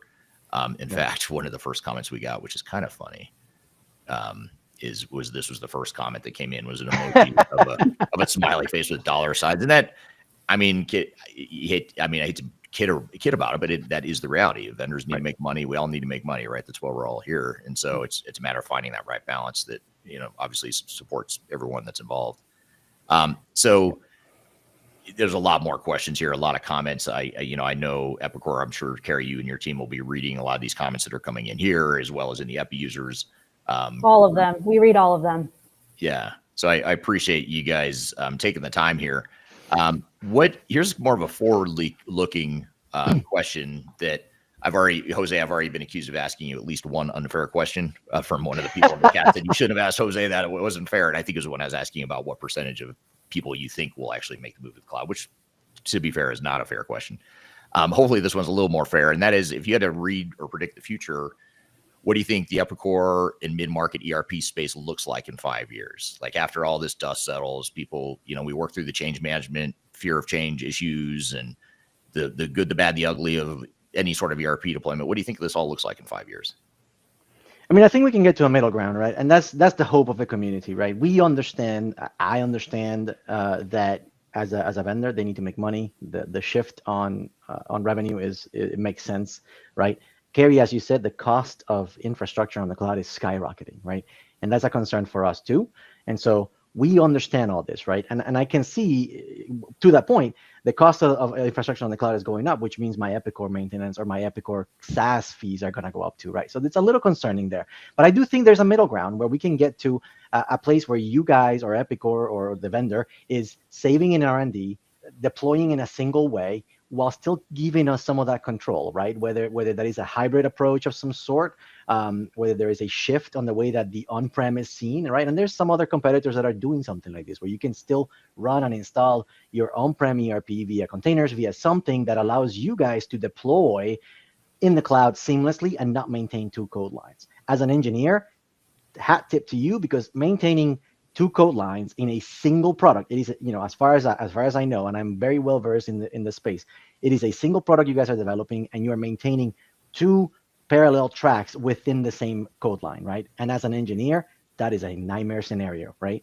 So I get the shift, but I do think that there is a middle ground where we can all kind of agree and understand that we can keep some more control, we can lower our costs, hopefully, and you guys can, continue improving and moving R&D. I think in 5 years, AI is taking over the world. much to my chagrin. But I do think that there is a place for it, right? I don't think that a chatbot on your ERP is really all that helpful, but I do think automation around AI, using LLMs, using the MCP protocol, those type of things, coming in and having conversations with your ERP in a different way will be helpful. And I understand that it is an easier deployment path to do that in a SaaS offering. But I do think there's a middle ground, and I hope and I know that Epicor is listening, and we will get to something that we can all kind of agree to. Middle ground. I think that's perfect the way you said that. Yep. What do you think, Kerrie? Anything you'd add to that as far as where you think this all goes in 5 years and in the 5-year plan for Epicor, and how you hope you see your customer base in 5 years from now? Yes. Yeah. Gosh, speaking of AI, who knows what's going to happen with AI? But yes, I do think so. With the cost of infrastructure really increasing, it's getting more and more difficult to even get access because of the supply chain issues. So much of it going to the large hyperscalers. And so I do think that we're going to be able to really continue to partner with our customers, create a great customer experience, provide those insights generated through AI or other types of analytical machine learning and types of solutions for our customers, so that we really continue to improve the clarity of supply chain decisions that they have to make in their business now and over the next 5 years. All right, great conversation. Thank you both for being here today again, and thank you to the audience for the great questions. Really engaging conversation. We had so many comments and questions we didn't get to, so I apologize for that. We got to as many as we could, but we did cover a lot there, and very interesting to hear everyone's feedback on that. So we're going to debrief on the conversation and also get into the future of SAP and their position in the marketplace here in just a moment. But first, we're going to take a quick break. We'll be back with more Transformation Ground Control.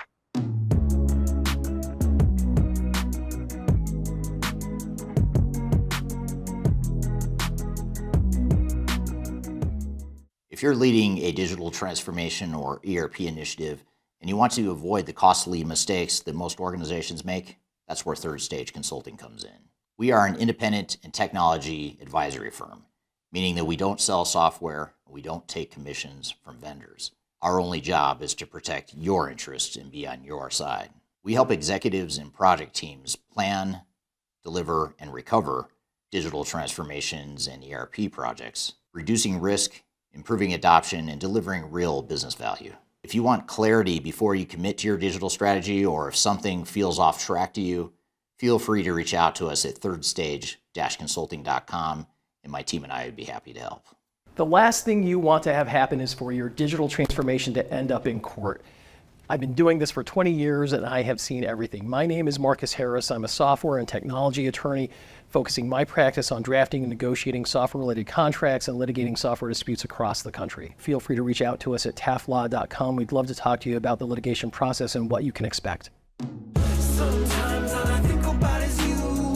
Late nights in the middle of June. He waves been faking me out. Can't make you happier now. Sometimes all I think about is you. Hello, welcome back to Transformation Ground Control, episode number 257. This is Eric Kimberly here with Darian Chwialkowski. And this is the tech agnostic podcast that covers everything related to digital transformation, including people, process, technology, and strategy. So, Darian, we just had Kerrie and Jose on the show to talk about Epicor's recent announcement and what it means to the mid-market ERP software vendors. What were your thoughts and takeaways from that? Yeah, I thought it was a great conversation. First of all, I loved hearing two sides of the perspective, one coming from Epicor, what their reasoning behind what it was, and then just like their thoughts on how the customers can maintain or what the customers' choices still are, even with the changes that they are offering.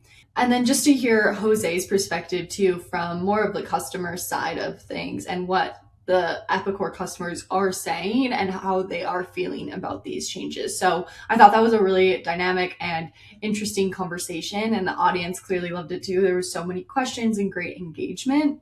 I have a couple of follow-up questions though from this conversation that I'm wondering if you can just continue that thought on. So first of all, with cloud direction versus customer reality, at what point does industry direction become forced timing for customers? And do you think this is a case of that, or is Epicor being more flexible than you're seeing other vendors? Well, I think Epicor has been and still is in many cases being more flexible than other vendors, but it is still, as Kerrie said, it's still a business that needs to be run. They have to make decisions that are right for them.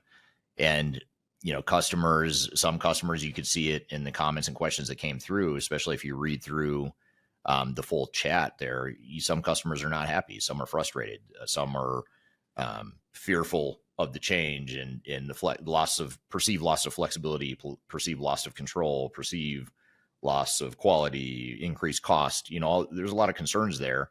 And I think the ERP software industry as a whole is going to have to account for that. And I think we're in this weird spot right now where I think a lot of software vendors are feeling pressures from a lot of different angles. I mean, on one hand, they're getting investors and private equity partners and shareholders that are rewarding those that have more cloud adoption because of the annual recurring revenue that comes from that. It's very predictable. It's high margin.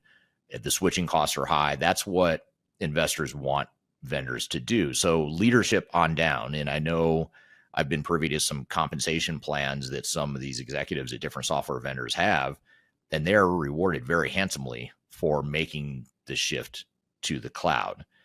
And so honestly, part of me is surprised that it's taken Epicor a while to get to this point, because they have been, a resistor of that in some ways. They've always had these cloud solutions. They've been pushing cloud, but they haven't taken a step like this where they're taking a big step towards cloud first, potentially cloud only longer term. So I think, though, what's going to happen in the industry is I think the vendors are going to push that narrative and that model as far as the market will let them. So at some point, if they keep pushing, at some point customers will have a backlash. And Jose made a really, really important point. He sort of mentioned it in passing, but I thought it was super insightful and something that I've been thinking a lot about too, that I've yet to hear anyone else talk about. And that is what happens when some big company somewhere has financial issues and they can't pay their cloud subscription bill, and software vendor cuts off access to their data, to all of their workflows, and basically shuts down their business. And that's going to happen. I mean, statistically, it's impossible that will not happen at some point in the future. It will happen. The question is going to become, will there be enough of a backlash? Will people anticipate that potentially happening? And then what will the response be?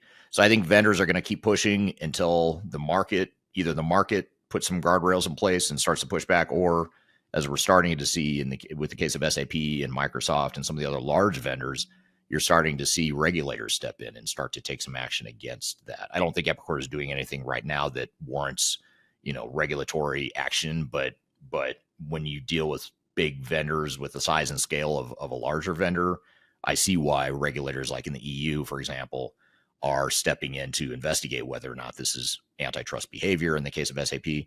So anyway, Epicor is not there yet, but the whole market is going that direction. Just some vendors are going there more aggressively than others. It's going to be up to the market and or regulators to push back. And I don't know when that's going to happen, but it'll happen at some point. Yeah, absolutely. And one last question with this. I found it super interesting, obviously, like we were talking about how Epicor obviously is a business and they need to keep their lights on and do what's best for them, make money, all those things. And I think everybody can understand that. One question with that, from the ERP vendor's perspective, can they remain competitive without consolidating R&D onto fewer platforms or onto the cloud? That's a great question. And I don't know. I think probably not. I asked Kerrie something along those lines, a similar type of question. And she made the comment that, we as a company, Epicor, she said we've invested, or we've doubled our investment in R&D in recent years. And that, I don't doubt that. But the question is what if you were to spend that same amount of R&D, double that R&D number, and you invest it all in one platform? Would that be better for the broader market? It certainly would make it easier to manage from a technical and product perspective on Epicor's side. I would speculate. And for most vendors, that's probably true. But I guess where I commiserate a bit with Epicor customers is Epicor has always had niche products, products that are focused on specific niches and verticals. So I wonder, how much consolidation they can really get away with, because I think their customers like the fact that they've got niche solutions, they've got flexibility on whether they go on-prem or cloud or hybrid or whatever. But now some of that is perceived to be getting lost. So I don't know. I don't know, to be honest with you, but I think I understand why customers are pushing back and why there's a backlash for sure. Yeah, absolutely. Well, what a great conversation today. Like I said, I loved hearing from both perspectives, and I think a lot of the audience did as well. Yeah. Hopefully you did, and I'd love to hear your feedback from the audience. Anything we didn't get to, or takeaways from what you think this means to the broader industry. But speaking of the broader industry, this isn't just about Epicor, but other vendors like SAP, Oracle, Microsoft, and others are pushing very aggressively into the cloud. And as we just discussed, I think there's going to be some longer term consequences that are negative. I think there's going to be some blowback. I think there's going to be a backlash for some of this action, that this aggressive push to the cloud that the entire industry is going through right now. The pendulum is shifting really fast and heavy towards cloud, but I think the pendulum is going to swing back at some point, and there's going to be a backlash. And there was some comments actually in the chat during that discussion around, maybe there should be an on-prem vendor, an on-prem only vendor out there, or maybe Epicor should promise just to stay on-prem. I think there actually will be that sort of backlash. I think someone somewhere will come up with a good mousetrap that's on-prem. It'll give customers a good option. It may not be as cool as cloud and AI-driven stuff, but it might be just good enough and stable and predictable enough for someone to invest in or to want to pursue.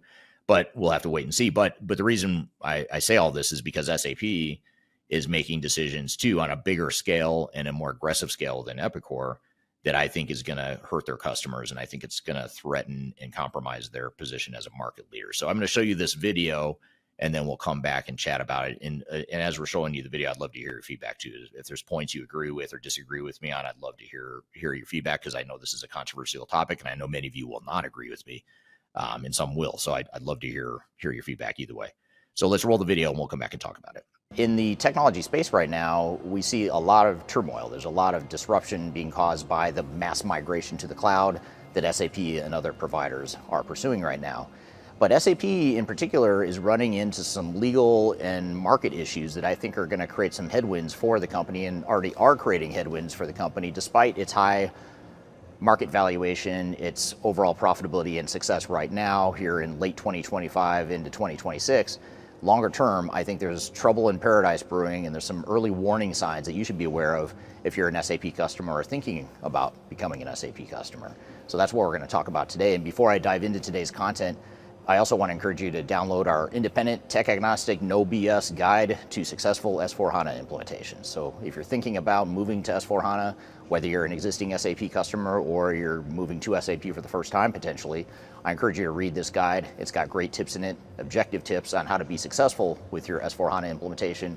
It also shares a number of lessons learned from challenges and failures in the SAP space. So be sure to check that out. You can read that for free by scanning the QR code right here, or you can go to the links below.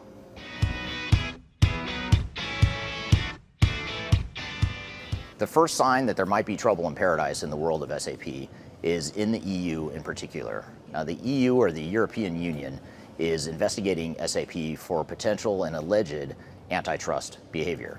And this is a big deal even if you're not in Europe, because I think this is something that's going to spread to the rest of the world, and I think it's going to change the way that SAP operates now and going forward in the future, regardless of how this investigation shakes out in the next few years.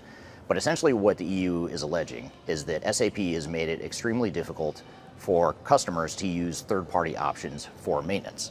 So the antitrust allegations are limited or focused on third-party support. And this is a really big deal, because many of you are probably paying 15 to 20% maintenance to SAP to support your ECC or maybe your R3 applications from the past.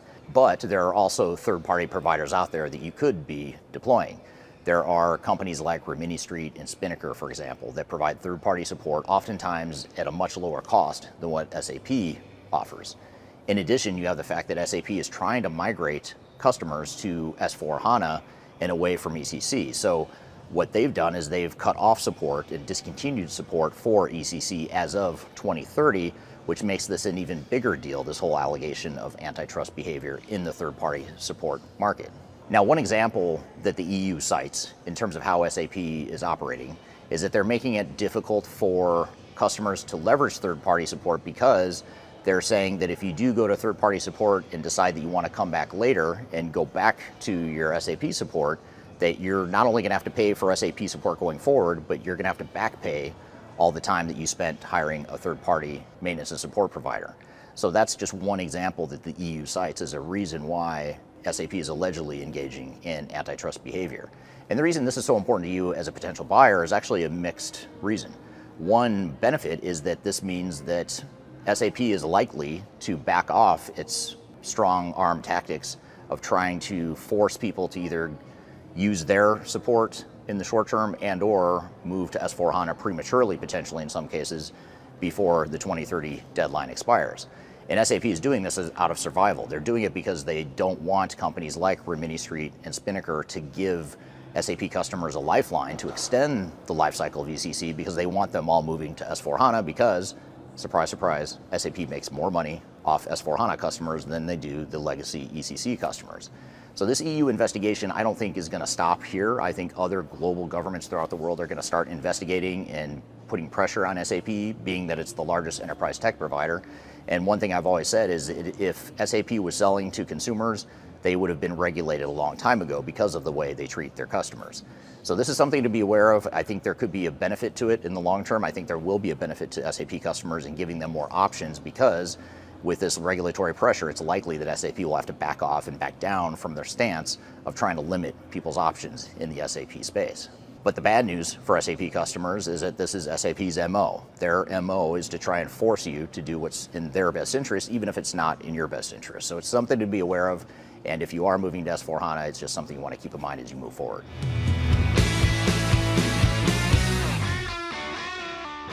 Another sign that there's trouble in paradise in the world of SAP is Celonis' lawsuit against SAP. And if you're not familiar with this lawsuit, this is a suit that was filed in the US in late 2025.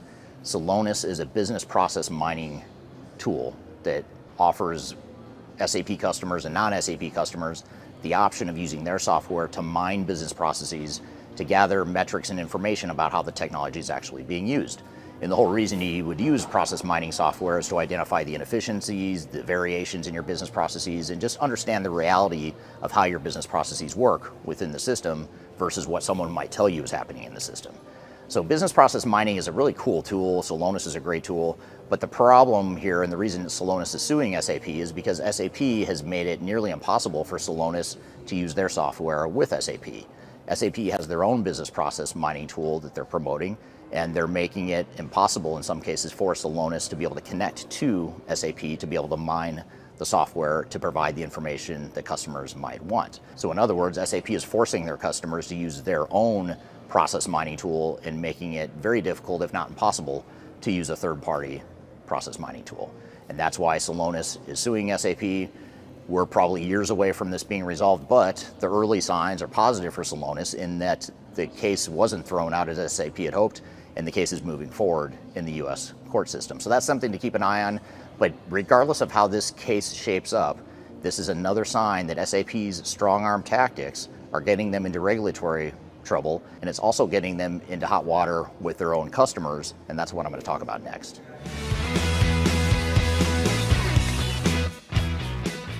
A really interesting case study I read recently is that there's a big company called Kingfish that is a global company with thousands of locations, and they are on SAP ECC. And they had long considered an upgrade to S4HANA. And they were actually at a Gartner conference recently, and the CIO and other leaders within the organization gave a presentation about how they chose not to upgrade to S4HANA and what they're doing instead of upgrading to S4HANA. And this is super interesting because this is that hidden dark side of the SAP world that a lot of people won't talk about, and SAP doesn't want people talking about this stuff.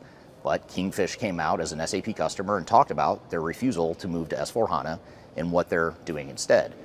So long story short, they came out and said they are not moving to S4HANA because it's going to cost them what they say to be 20 times more. I don't know if that's a hyperbole or an exaggeration, but they said 20 times more. Why would they spend 20 times more on S4HANA when they're getting just enough value out of ECC to run their business. The other side of this too is that they wanted to focus on AI capabilities, and agentic AI in particular, and AI to help them make better decisions.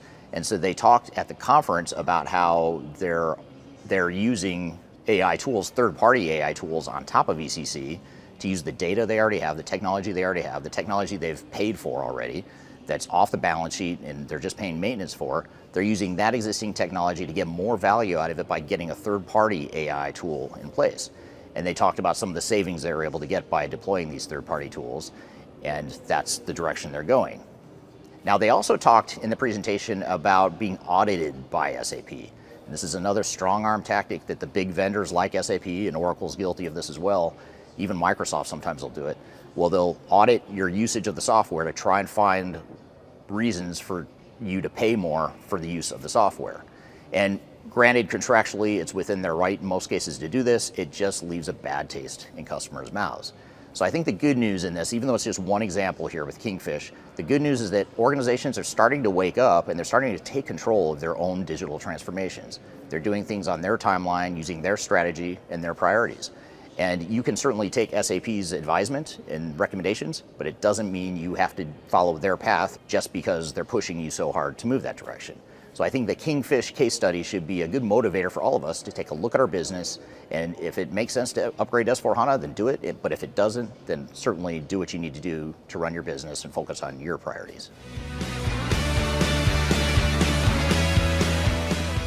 I spoke a moment ago about a specific case study of an ECC customer that was refusing to move to S4HANA despite SAP's best attempts.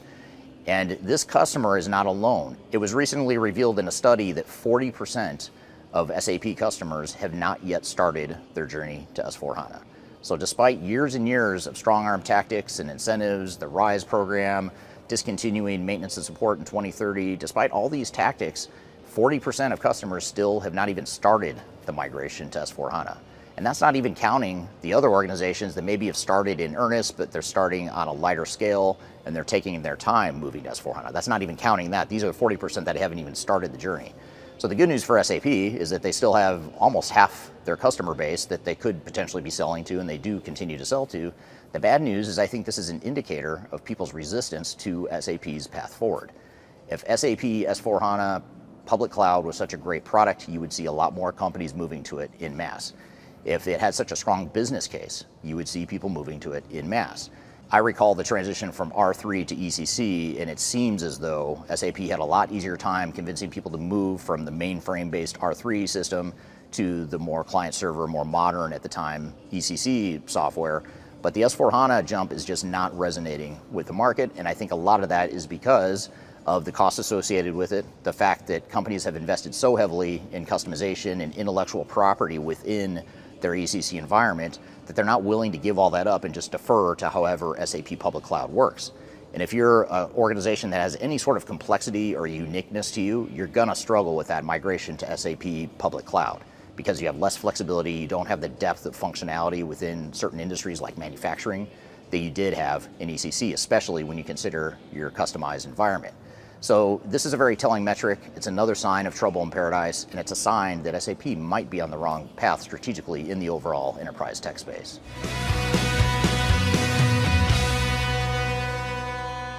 There are recent studies that show that 80 to 85% of people distrust big organizations, and they distrust big technology providers at an even higher rate.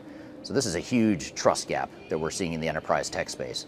And more qualitatively speaking, just based on my experience, I have never seen this level of distrust, frustration, and anger towards enterprise technology providers as I'm seeing right now. And this may sound counterintuitive because in some ways, the technology companies are doing the coolest stuff they've ever done, building new AI capabilities. The cloud stuff is pretty cool, predictive analytics is cool. There's a lot of great capabilities and advancements that are happening that are improving at an exponentially faster rate day to day, but yet the companies are working against their customers' best interests. And the reason for this is twofold. There's two parts to this. One is that investors are rewarding heavily software vendors that move to the cloud quickly or move their customers to the cloud quickly. And they're also rewarding heavily software providers that invest in AI and roll out AI capabilities quickly. So this is a clear cloud and AI arms race that the technology vendors are on, which isn't a bad thing on the surface. But when you look under the hood, under the surface, you find that the technology vendors now have a conflicting self-interest that conflicts with the interests of customers. Not every customer needs to go to the cloud right now. Not every customer needs to be using AI right now. A lot of customers don't even have their ducks in a row or their house in order to be able to leverage AI even if they wanted to. So that disconnect between what investors want and what software vendors are focused on and what customers really need today and in the short term is very telling, and that's creating a level of distrust that I've never seen before. You add to the fact that you have a whole ecosystem of implementation partners, system integrators, resellers, technical consultants that focus on SAP. The big four, for example, all focus pretty heavily on S4HANA. So Deloitte, Accenture, KPMG, PwC, all those big consulting firms have big SAP practices, and their goal is to get you to implement SAP and go to S4HANA cloud using their services. And that's understandable, but again, that doesn't necessarily align with what your best interests might be.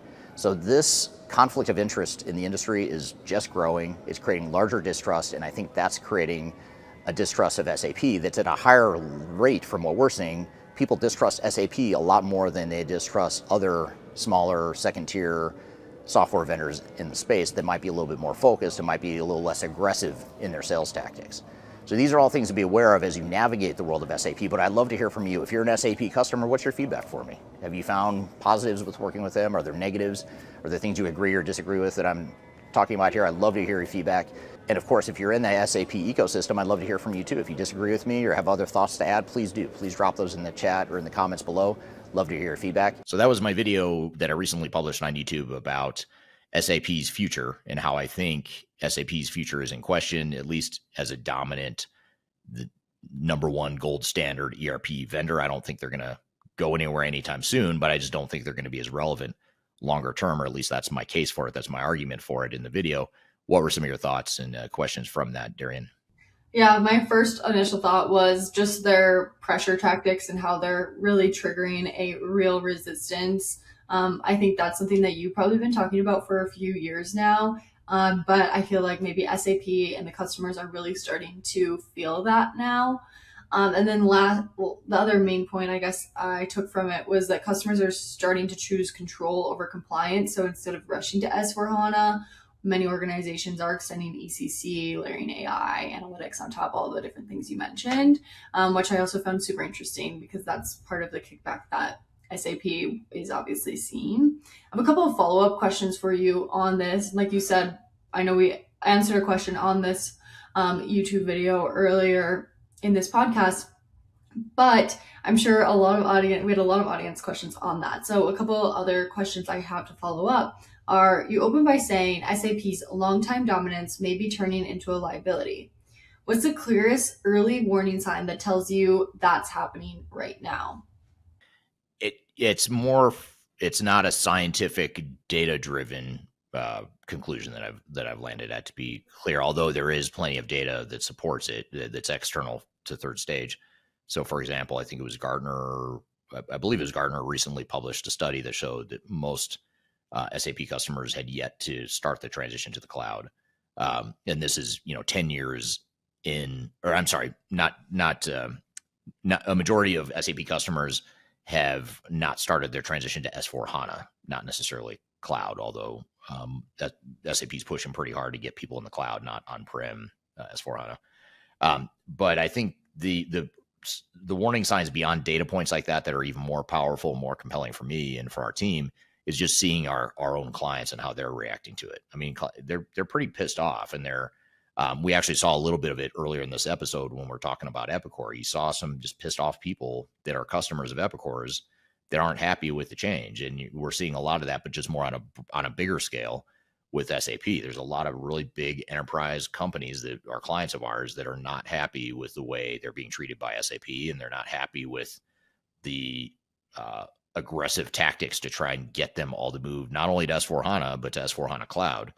And a lot of these companies are perfectly happy with ECC. And this is the weird thing, is it's almost like SAP is a victim of its own success. And it's a victim of a product that they created in ECC that really hit the sweet spot for a lot of big companies because it was scalable. It was standardized enough, but it still had flexibility because you could customize and change things. Now you don't have that same ability. Yes, you can customize outside the core using BTP and other tools, but it's not the same. It's not the same level of flexibility that companies once had. And I know there's a lot in the SAP community, and this is where I think the real hidden problem is. This is my biggest data point potentially, is just the arrogance and the condescending nature and attitude that SAP's ecosystem has towards its own customers. I think that's ultimately what's going to bite them and kill them long term. Not kill them permanently or put them out of business necessarily, but it's going to make them a lot less relevant, because you talk to a lot of SAP consultants or a lot of SAP practitioner type people that grew up in the space, and they say, well, if a customer's not willing to go to S4HANA and they're not willing to adopt clean core, then they're the problem. You know, they're resisting change. They don't want to be future proof. They're just going to live with technical debt forever. And they make it's almost like gaslighting, like they're making the customer the problem. When the customer's telling SAP what they want, they're telling us what they want. And SAP, is pushing back and saying, well, no, we know better. We know best. We're SAP. We've got best practices. We've got clean core. We can eliminate your technical debt, blah, blah, blah. So I think that level, that arrogance is probably the biggest data point. It's hard to measure. I haven't seen any data that supports that observation, but it's a very real observation that I've seen a lot of in that space. For sure. And you made a lot of great points there. I have one last question to kind of wrap this up. But for SAP customers specifically, or any vendors like could fit in this bucket, feeling the pressure right now, what is the single biggest mistake you see executives make when deciding their next move?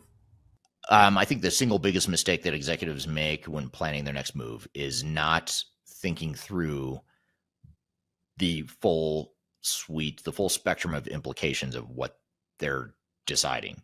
So in other words, they take a one-sided view of maybe just the pros and the benefits of moving a certain direction without thinking about what are the long-term consequences of that same decision. And any decision an executive makes is probably going to be somewhat unpleasant, somewhat uncomfortable, because there's no easy answer, yet software vendors will try to sell it or pitch it as an easy answer. And, it's our job as tech agnostic advisors that are client side only.